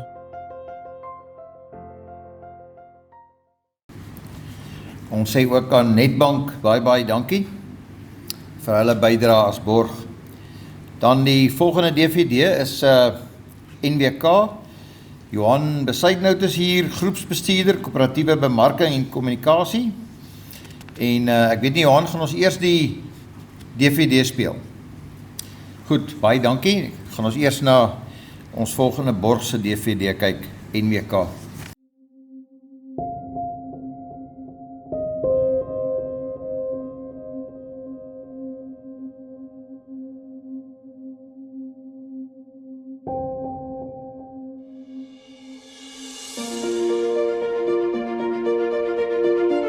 Deur gesamentlike denke ontvou ons die potensiaal van elke nuwe era. Ons oorweeg ons opsies en skep nuwe maniere om te integreer, te groei en te gedei. Hierin lê die koöperatiewe hartklop van NWK, die rede vir ons bestaan sedert 1909. Die grondslag van ons groei, die gees van samewerking wat stuurkrag gee aan ons besigheid en 'n dieper dimensie verleen aan 'n wye reeks produkte en dienste, regdeur tot by kleinhandel. Dit begin op grondvlak en strek diep tot in die basis van ons lewensaar. Dit vloei deur die oordrag van kundigheid en presiese implementering. Dit wentel om uitgesoekte mekanisasie en 'n keuse van insette wat groei ondersteun en die weg baan na optimale produksie. Met insig tot 'n wêreld ver verby die plaashek, in 'n era waar kos 'n kuberkommoditeit geword het, waar perfekte tydsberekening en logistiek instrumenteel is. Dis die wetenskap van integrasie. 'n Delikate balans tussen inset en uitset, tussen verskillende gewasse, tussen gewas- en diereproduksie, al die pad tot by die mark. Dit is waarom NWK 'n omvattende diens lewer wat waarde toevoeg op alle vlakke.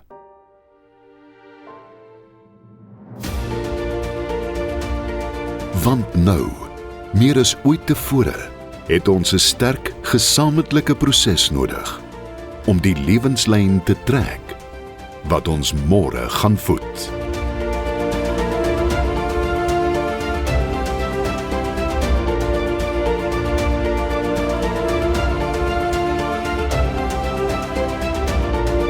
NWK, jou dinamiese vennoot.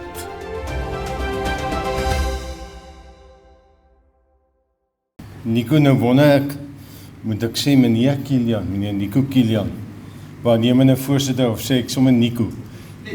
Net Nico, ek en Nico se paie het gekruis al in 1981 op universiteit, hier net oor die bult op Potchefstroom.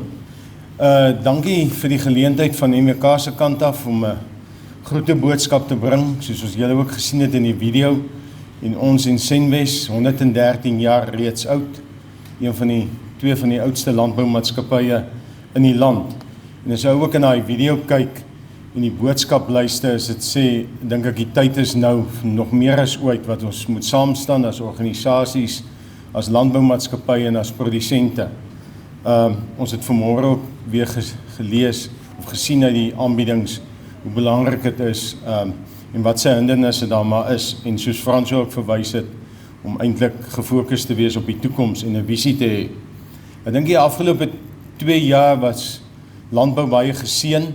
Ons het goeie reëns gehad, ons het net nou hier gepraat, ek en Jaco de Pre ook, ons het goeie kommoditeitspryse gesien, ons het 'n goeie seisoen weer eens vanjaar. Ja, daar was moeilikheid, waar ons 3 jaar terug gesê het, of in 2018, 2017, 2016, kan julle onthou die droogtes, waar ons nou in die voorhand staan van die stroop eintlik van die mielies, wil ek vir julle ook sê, die wat mielies geplant het, of ander graangewasse, sterkte met die stroopseisoen. Ons hoop julle passie en dit wat julle ingesit het, gaan die nodige opbrengste lewe. Ek meen, daar was uitdagings, maar dis landbou, en landbou sal altyd uitdagings hê. Ek dink die tema van gefokus en toekomsgerig is gepas. Ek dink dis nou die tyd om jou oog op die bal te hou en die geleenthede te benut wat daar en hulle raak te sien. Vir my beteken fokus om alles in te sit waarin jy glo en op die uiteinde die doelwitte kan bereik. Toekomsgerig beteken vir my om 'n droom te kan najag. Byvoorbeeld in julle geval, miskien die uitbrei van jou kudde, die inbring van genetika. Dan wil ek afsluit, baie jare gelede het ek dit in die Landbou Weekblad 'n fotostaat gemaak van 'n gedig. In 2017 het SA Graan in hulle tydskrif weer eens daai gedig gehad met 'n besoek aan hom Dietz Meyering. Dink hy daar, toe was hy reeds 90, ek weet nie of hom Dietz nog lewe nie, maar ek haal graag ietsie aan. Sy seun Pieter wou toe gaan boer, toe hy nou hier naby hoërskool klaas, en toe het hy vir Pieter gesê, jy wil gaan boer my seun, en toe het hy die gedig geskryf, en Pieter sê van tot vandag toe hang het in sy kantoor, en ek haal net so enkeles aan. Jy moet lief wees vir die skepper en sy skepping, jy moet kan lag as die aarde juig, en kan huil as alles om redding hyg. Jy sê jy wil boer my seun, dan moet jy kan bid my seun, as jy haal oor jou lande dreun, as jou hoop op redding verdwyn, as jy veglus in jou kwyn, dan moet jy volmoed op kan kyk, berustend en vol vertroue en verryk. As jy dit kan doen, my seun, is jy 'n boer in murg en been. Baie dankie vir die geleentheid om weer in se borg te wees. Baie dankie. Ja, dankie Johan. As jy vir my Nico sê, dan sê ek vir jou Bes, want so het ons mekaar leer ken. Goed, baie dankie NWK ook vir hulle bydrae. Dan gaan ons nou nog 'n volgende DVD kyk van Santam Landbou, en ek gee dan die geleentheid dat ons daarna kan kyk. Baie dankie.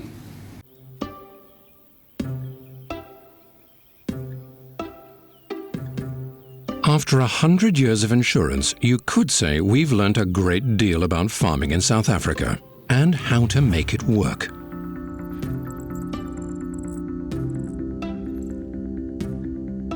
Whoever penned "You reap what you sow" couldn't have been more right. The hard work you put in, the partners you choose, and the research you do, this is what determines next year's harvest. Farmers do so much more than just farm these days.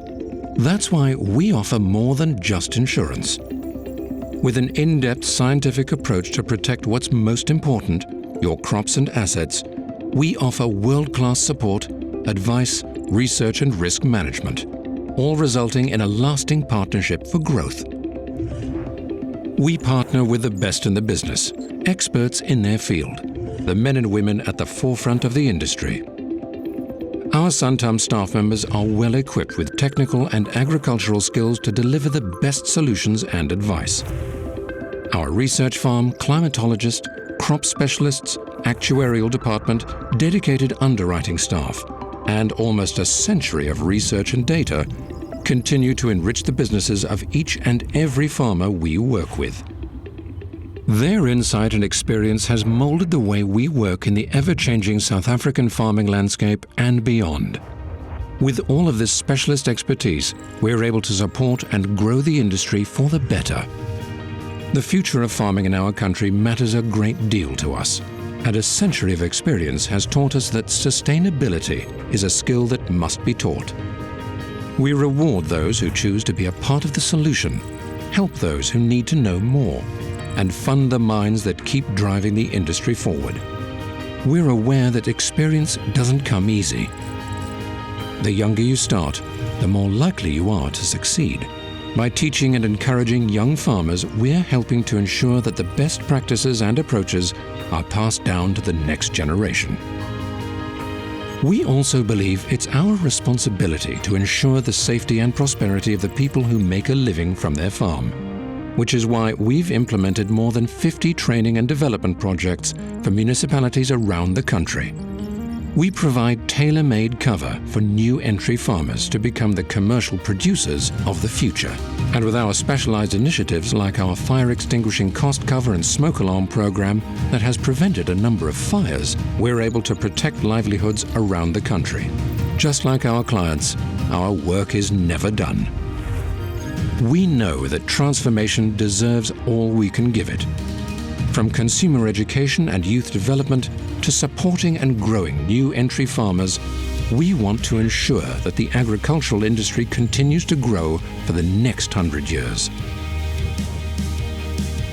With the combined experience and resources of Santam and our partners, we are able to look at a future filled with expectation and possibility. Through all of this, it's clear to see that the role of the farmer has changed. Today's industry is a fast-paced, high-tech environment run by multifaceted businessmen and women. It's an industry driven by technology and innovation from all around the world. Santam has and always will stay abreast of these advancements to lead from the front. This is why we offer the innovative, comprehensive insurance solutions you need for the future. Because the crops and animals you farm and nurture, the machinery and technology you use, the subsidiary companies and services that make up your farm, and the lifestyle you live because of it, all come together to create a one-of-a-kind business. No matter what you do as a farmer, no matter what the scale of your operation is, with our specialist insurance solutions and our never-ending dedication to the clients we work with, we'll keep your business running the good and proper way.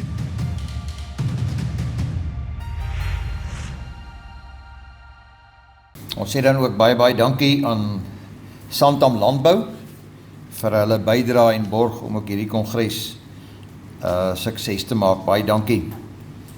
Ons volgende spreker is dan meneer James Faber, voorsitter van nasionale RPO. En as elkeen van ons weet hoe ons dag en week en maand beplanning lyk, dan kan ek vir u waarborg dat Jameson lyk baie erger. En dis vir ons 'n baie groot voorreg om vandag vir James by ons te kan hê, om uit die pers se bek van RPO nasionaal te hoor, waarmee hulle besig is en wat op ons agendas is daar. Die besprekingspunt is, hoe lig ons die dwarslat vir die primêre rooivleisprodusent? So baie dankie James, ons luister graag na jou. Nico, dankie meneer voorsitter. Baie dankie vir die spreekbeurt wat julle vanmôre hier vir my gee van die nasionale kantoor af. Ek dink dit is altyd vir ons spesiaal om in ons provinsies te kom, Almal van ons kom ergens van die provinsie af, ek kom daar die Noord-Kaap uit, so ek is die buurprovinsie van langs en af. So ja, dis ons wêreld die, en dis ons mense die, jy weet, ek dink dis altyd die belangrikste om te weet, dis ons mense, en ons is deel van hierdie oplossing, en ek hoop, ons kan deel van die oplossing wees in die toekoms in. En wat 'n meer gepaste tema na vanoggend se 2 sprekers wat ons gehoor het, hoe lig as die dwarslaat vir ons as produsente? Ek dink elkeen van ons het 'n klomp bekommernisse vir ons. Ons wonder oor ons bedryf, ons wonder waartoe is ons op pad. En hier is weer, kom ons gaan in die toekoms in. Kom ons kyk, hoe kan ons die verskil maak by ons op die plaas, in ons omgewing, daar waar ons moet saamwerk. Ek gaan gou so deur 'n paar goed gaan, en as dit dalk nou dubbelsinnig is wat julle vanmôre gehoor het, asseblief wys vir my, ek gaan aan, en as julle my nie hoor nie, ook asseblief, dat ons net so vinnig 'n paar, en dan sal ek 'n paar vrae wil vat, om net dalk onduidelikheid oor waar staan ons, en hoe staan ons as nasionale RPO, en maak geen fout nie, Noordwes RPO maak 'n baie groot bydrae, en daarvoor sê ek ook dankie vir julle bestuur, vir elkeen van julle kantoor, vir Boetala af van Lichtenburg van die kantoor af, Nicole, dankie vir julle almal, vir julle werk, wat julle ook al doen. Wys ek daar, daai man daar, ek kom maar verbind, nog een dankie.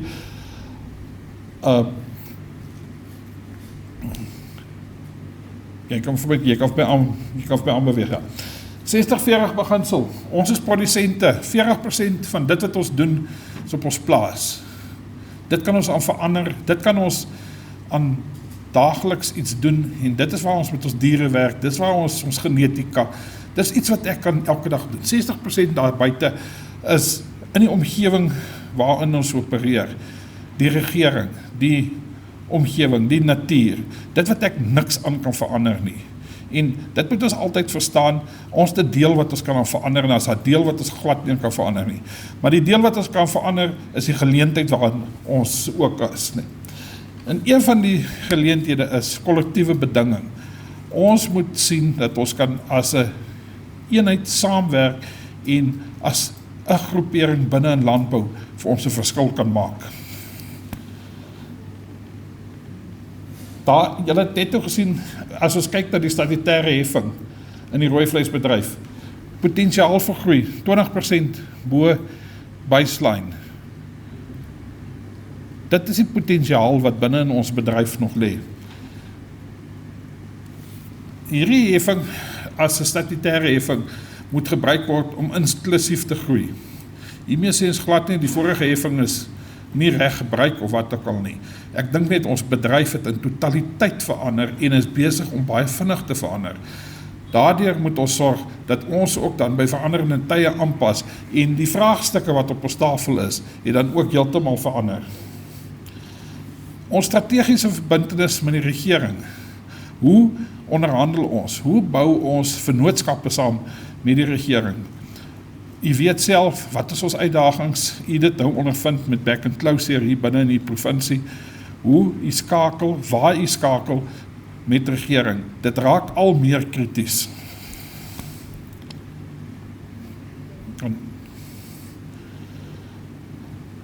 Dan uit die statutêre heffing, 'n nuwe statutêre heffing. Wat is ons 4 fokusareas? Die 4 fokusareas wat ons geïdentifiseer het daarsonde is diere en openbare gesondheid, groei in marktoegang, inklusiewe groei vir die bedryf, verseker mededingende en 'n volhoubare rooivleisbedryf. Dis die 4 pilare waarop die nuwe statutêre heffing se fokusareas gefokus sal wees en waarop dienslewering gefokus gaan wees.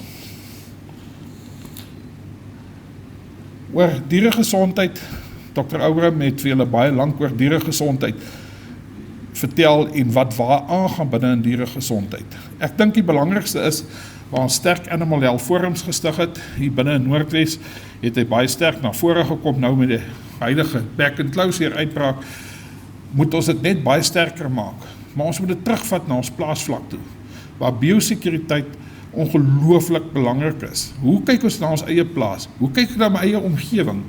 Niemand gaan vir jou nie iets doen nie. Ons moet dit vir mekaar baie duidelik sê. En as my buurman dan nou die stoutman bly wil wees, dan gaan ek hom dan maar moet aanspreek as dit die dag daarby gaan kom. Maar hy gaan nie veroorsaak dat ek tot niet gaan en ek nie meer op my plaas kan bly en ek kan nie meer verder produseer nie. Ek dink dit is ontsettend belangrik dat ons daai houding gaan moet inneem in die toekoms in, om te sê, ek kyk na myself.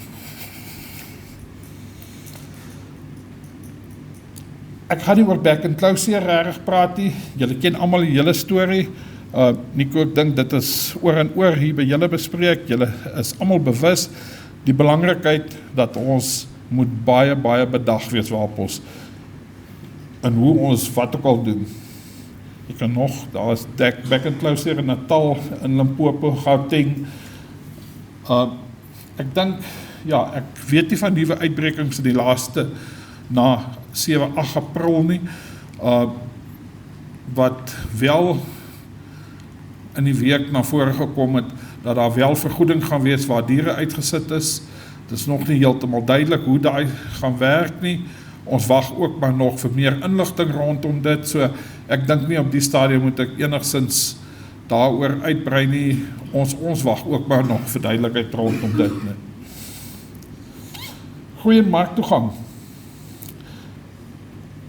Marktoegang is nie net uitvoere nie. Ja, uitvoere is daai 5%, dalk met 20% toe, wat ons groei.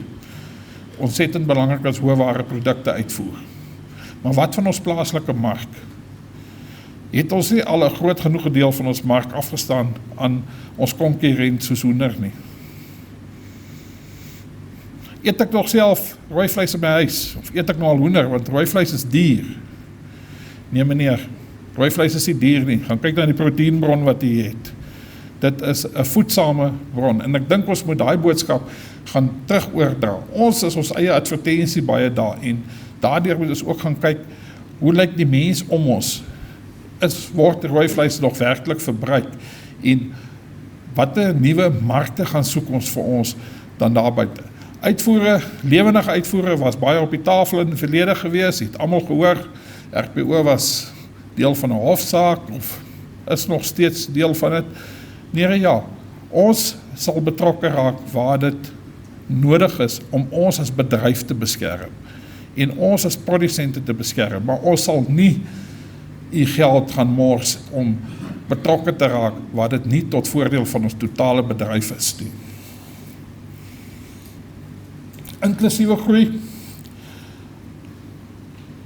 Ek dink ons kom bietjie weg van die woord transformasie af. Ek is baie versigtig om te sê transformasie, maar ons het waar ons gaan kyk het na 'n nuwe statutêre hef vir mekaar gesê. Ons gaan kyk na inklusiewe groei. Hoe kry ons almal betrokke? Almal is kommersieel. As u bees begin verhandel, is u 'n kommersiële boer. Om 'n grootte daar te koppel is 50 grootveeeenhede, 20, 1, 10. Almal van ons het ergens begin. Niemand van ons het bo begin nie.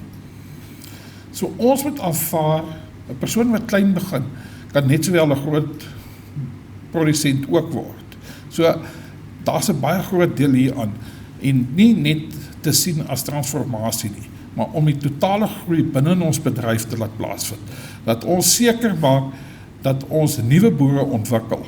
Maar 'n nuwe boer beteken nie net dit is 'n boer van 'n sekere kleur of van watter omgewing nie. Die geleenthede is daar. Dan is hier baie groot dele van ons land wat onbenut lê op die stadium, wat glad nie benut word. U weet self van gronde wat opgekoop is, wat onderbenut lê, mense wat nie opgelei is nie, genetika. Ons was nou toevallig aan Palabarwa gewees. As jy sien hoe lyk daar van daai genetika, kan jy nie glo dat daar nog beeste is wat so lyk in die land nie. Dit is als geleenthede wat daar vir ons is in die toekoms in.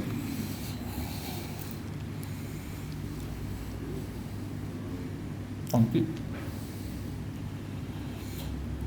'n mededingende en 'n volhoubare rooivleisbedryf. Ja, predasie, veediefstal. Ek hoef niks daarvan te vertel nie. Dis by elkeen van die wat predasie dalk nie so groot in die wêreld is nie, maar as jy met kleinvee boer is dit 'n baie groot probleem. Veediefstal is by almal 'n baie groot probleem en ek dink waar die veediefstalforums gevestig is, moet ons hulle hande loop vat, sterker maak en net verder uitbrei. Ek dink Jacques wat baie jare al hiermee betrokke is, ons weet, ons moet ons betrokkenheid net meer maak en ons stelsels beter in plek kry. En dit waar 'n deel van ons statutêre geld gebruik behoort te word in die toekoms.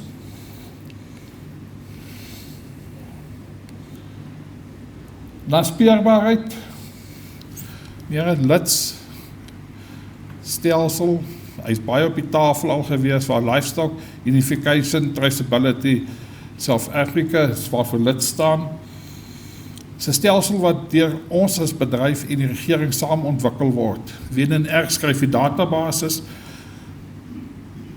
maar soos enige regeringswiele, dit draai baie, baie stadig.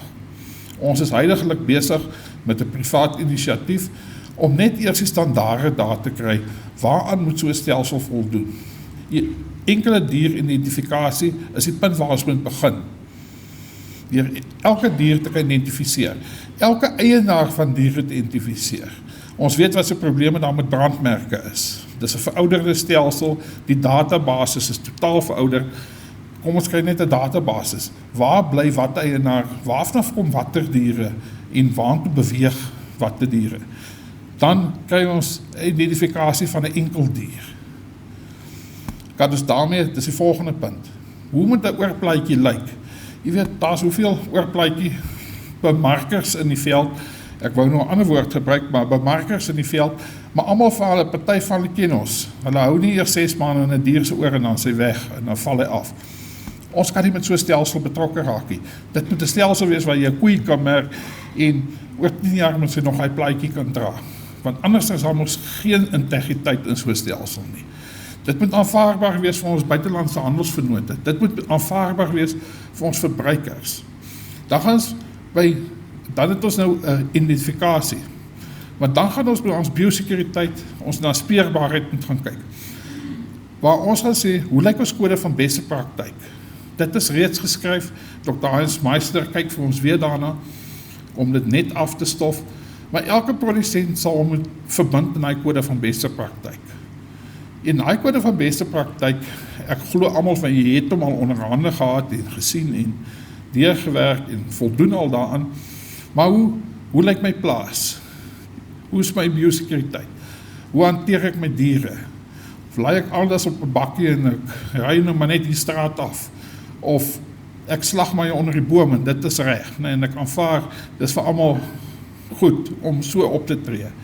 Ek dink, daai is dan nou alles deel van ons kode van beste praktyk, wat elke boer sal moet nakom en dan sê, maar dan kan ons gaan na ons handelsvennote toe en sê, maar hier sit, sakkie van seil, van Kingswood, voldoen aan die standaarde. Daai dier kom van sy plaas af op daai dag, en ons die hele lyn wat ons dwarsdeur kan trek. Dan sê jy, kommunikasie van die RPO kant af. Ek hoop die jong manne kan vir ons sê van al die Facebooke en van al die Twitters en al daai, ons is betrokke by almal van hulle. Almal van ons verstaan dit nie, so heeltemal so goed dalk nie, maar die WhatsApp groepe is een van ons suksesverhale. En as jy nog nie deel daarvan is nie, kontak die kantoor, kontak die plaaslike verteenwoordiger, word deel van ten minste die WhatsApp groep. Dat jy inligting kan kry, daar's daagliks inligting wat uitkom.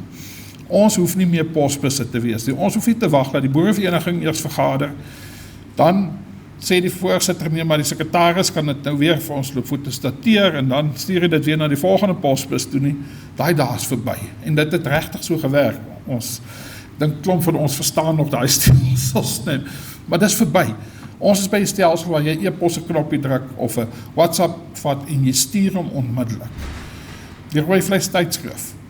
Hy is nou net elektronies, ons druk hom nie meer nie as gevolg van kostes. Maar gaan laai hom af, die skakels word hier gestuur, relevante inligting, dis een van ons vlaggenskap publikasies wat huidiglik uitgegee word, maar dit is tydig en dit is verseker van die beste inligting wat ons moontlik met u kan kommunikeer. Ja, daar is nou nog, van die anders. E-posadres, selfoonnommers. En ek weet ek preek nou vir die lidmate in die kerk. Maar kom ons gaan uit daar waar ons in ons gemeenskappe beweeg. En al ons lede, maar ook die persoon wat nog nie 'n lid by ons is nie. Kom ons gaan kry vir hulle, dat hulle kan sien waarmee is ons besig. Hoekom doen ons wat ons doen? Hoekom spandeer 'n klomp van mense hulle tyd hier aan hierdie organisasie om 'n verskil te probeer maak vir die produsente? Nee, dankie vir u vrywillige bydraes. Ons as nasionaal erken ook u bydrae en die baie groot bydrae wat u aan die nasionale organisasie ook maak, maar ook so op grondvlak. Die nuwe statutêre heffing, ek gaan nou nie weer deur alles gaan nie. U het gehoor wat sê Gerard van der Berg, ons praat omtrent van 'n selfde statutêre heffing rondom R13 plus inflasie, so rondom R13 per grootveeeenheid wees, wat presies dieselfde is wat die huidig betaal plus inflasie. Dis waarvoor ons aansoek gedoen het by die NMC, om net eers struktuur in plek te kry. Ons grootste probleem is, ons moet 'n totale nuwe struktuur daarop stel, met 'n primêre cluster waar ons nie meer 13 rolspelers is, maar waar daar net 4 rolspelers gaan wees binne in die cluster. BFAP, dalk net oor die BFAP studie, dit het nou 'n paar jaar gevat om daai studie af te handel. Maar u het die man vanmôre gehoor, Gerard hulle baie deeglik. Ek dink nie ons kon iemand beter gevra het nie. Ek moet ook erkenning gee aan oorlede Dr. Michael Bradfield, wat baie werk ingesit het in hierdie totale nuwe heffing, en waar hy nou nie meer vandag by ons is, hy is vroeër vanjaar oorlede, dink ek was 'n baie groot beginner gewees van 'n nuwe heffing waar ons in die toekoms in kyk. Dan, hy is toe nie 'n boodskap, die vraag na rooivleis groei. Vanmôre het ek hier naartoe gesit te ry, toe hoor ek hulle praat oor tekort aan voedsel in die wêreld. Wat gaan gebeur met die oorlog binne die Oekraïne, Rusland? U weet wat is met koring, die vraag na koring besig om te gebeur, waar ons die punt bereik het, ons netto invoerders van koring geword het. Dit is nou nie op my tafel, gelukkig nie, maar ons voer 40% van daai produk in. Maar ons as rooivleis is gelukkig by die punt waar ons kan sê ons is netto uitvoerders. En ek dink ons moet dit soos klein noot bewaar. Dit bly 'n verbruikersvoorkeur. Maar die verbruiker wil weet hoe, waar, hoekom, wanneer, hoe lyk ons stelsels, waar kom ons produk vanaf?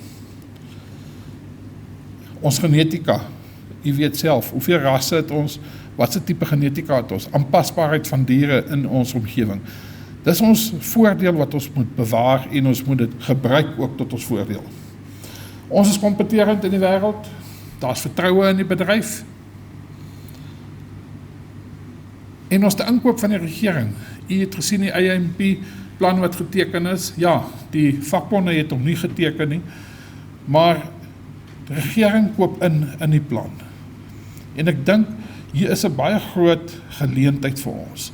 En die tyd is nou ryp om rooivleis te produseer.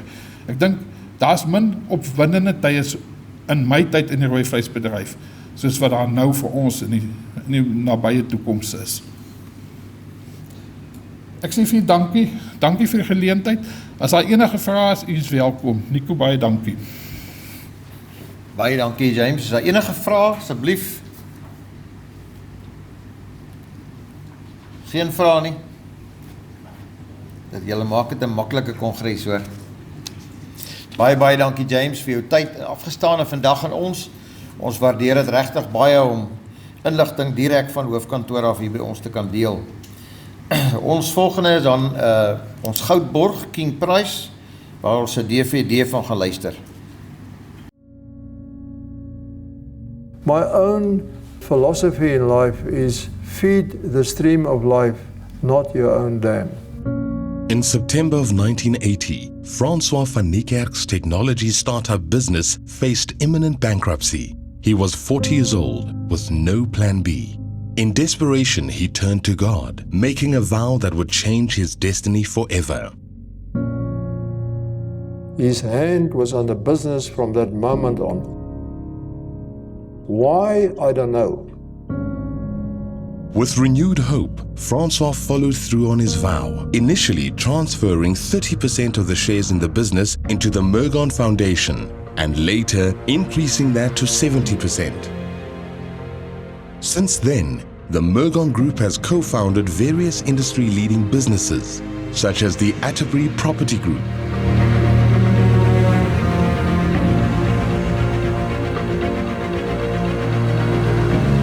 King Price Insurance,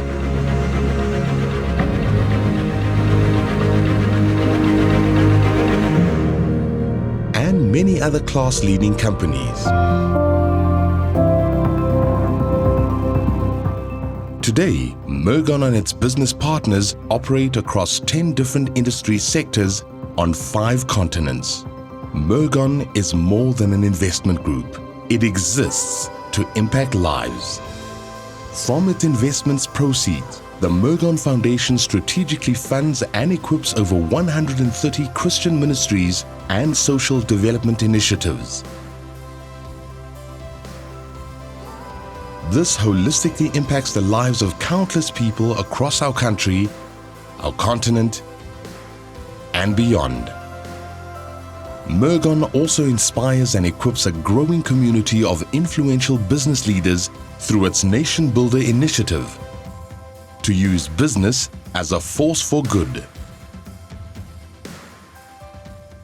We're a team bound together by Mergon's founding purpose to expand God's kingdom, using what He's entrusted us with to be catalysts for extraordinary impact. Mergon is an unfolding story of partnership, of grace, of courage. We are stewards in amazement.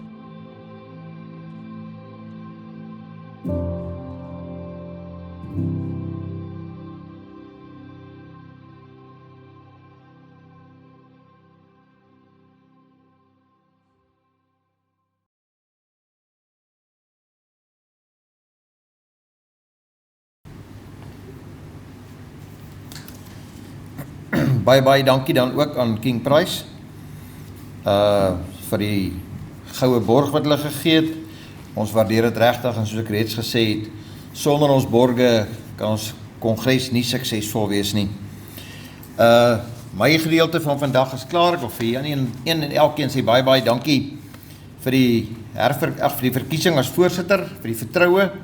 Ek waardeer dit opreg, maar 'n voorsitter is net so sterk as wat sy lede is, en daarom vra ek u ondersteuning, die volgehoue betrokkenheid, en gaan uit en sê vir ons produsente langs jou buurman, ons moet betrokke wees by RPO, en sodoende ons vleisbedryf uitbou. Baie dankie nogmaals aan elkeen, vir elkeen wat 'n bydrae gelewer het. Ek gee oor aan Boeta. Dankie voorsitter. Ek het een baie belangrike saak nagelaat. Jy weet, ons het vooraf ons huishoudelike sake hanteer, en daar is die nuwe voorsitter en ondervoorsitter verkies, en vir die inligting van al ons borge en ons gaste wil ek ook dan net bevestig dat Nico Kilian onbestrede verkies is as die nuwe voorsitter en Dani de Villiers as die nuwe ondervoorsitter. Ons sê vir hulle baie hartlik geluk en baie sterkte met die taak op hande. Dan bring dit ons by 'n baie lekker gedeelte. En dit is die gelukkige trekking, en ek wil vir Reino Weppener van die ATKV vra om na vore te kom, om dit net te oorhandig, en dan het julle nou almal seker gewonder of jy nou die gelukkige persoon is, en ek hoop hy's hierso. Die wenner is Hans Marnewiek.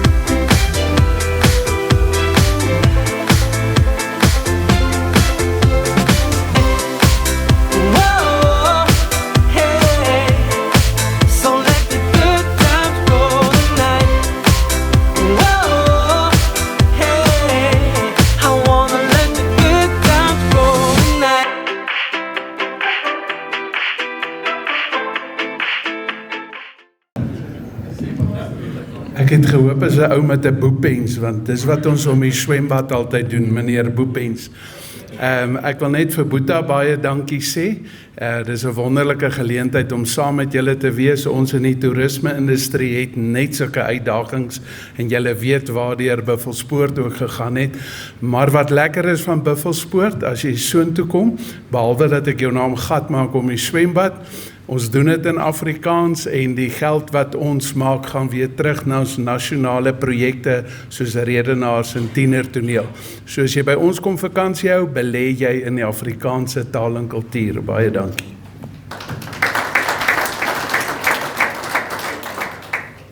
Baie dankie Reynou en die ATKV en dan wil ek graag die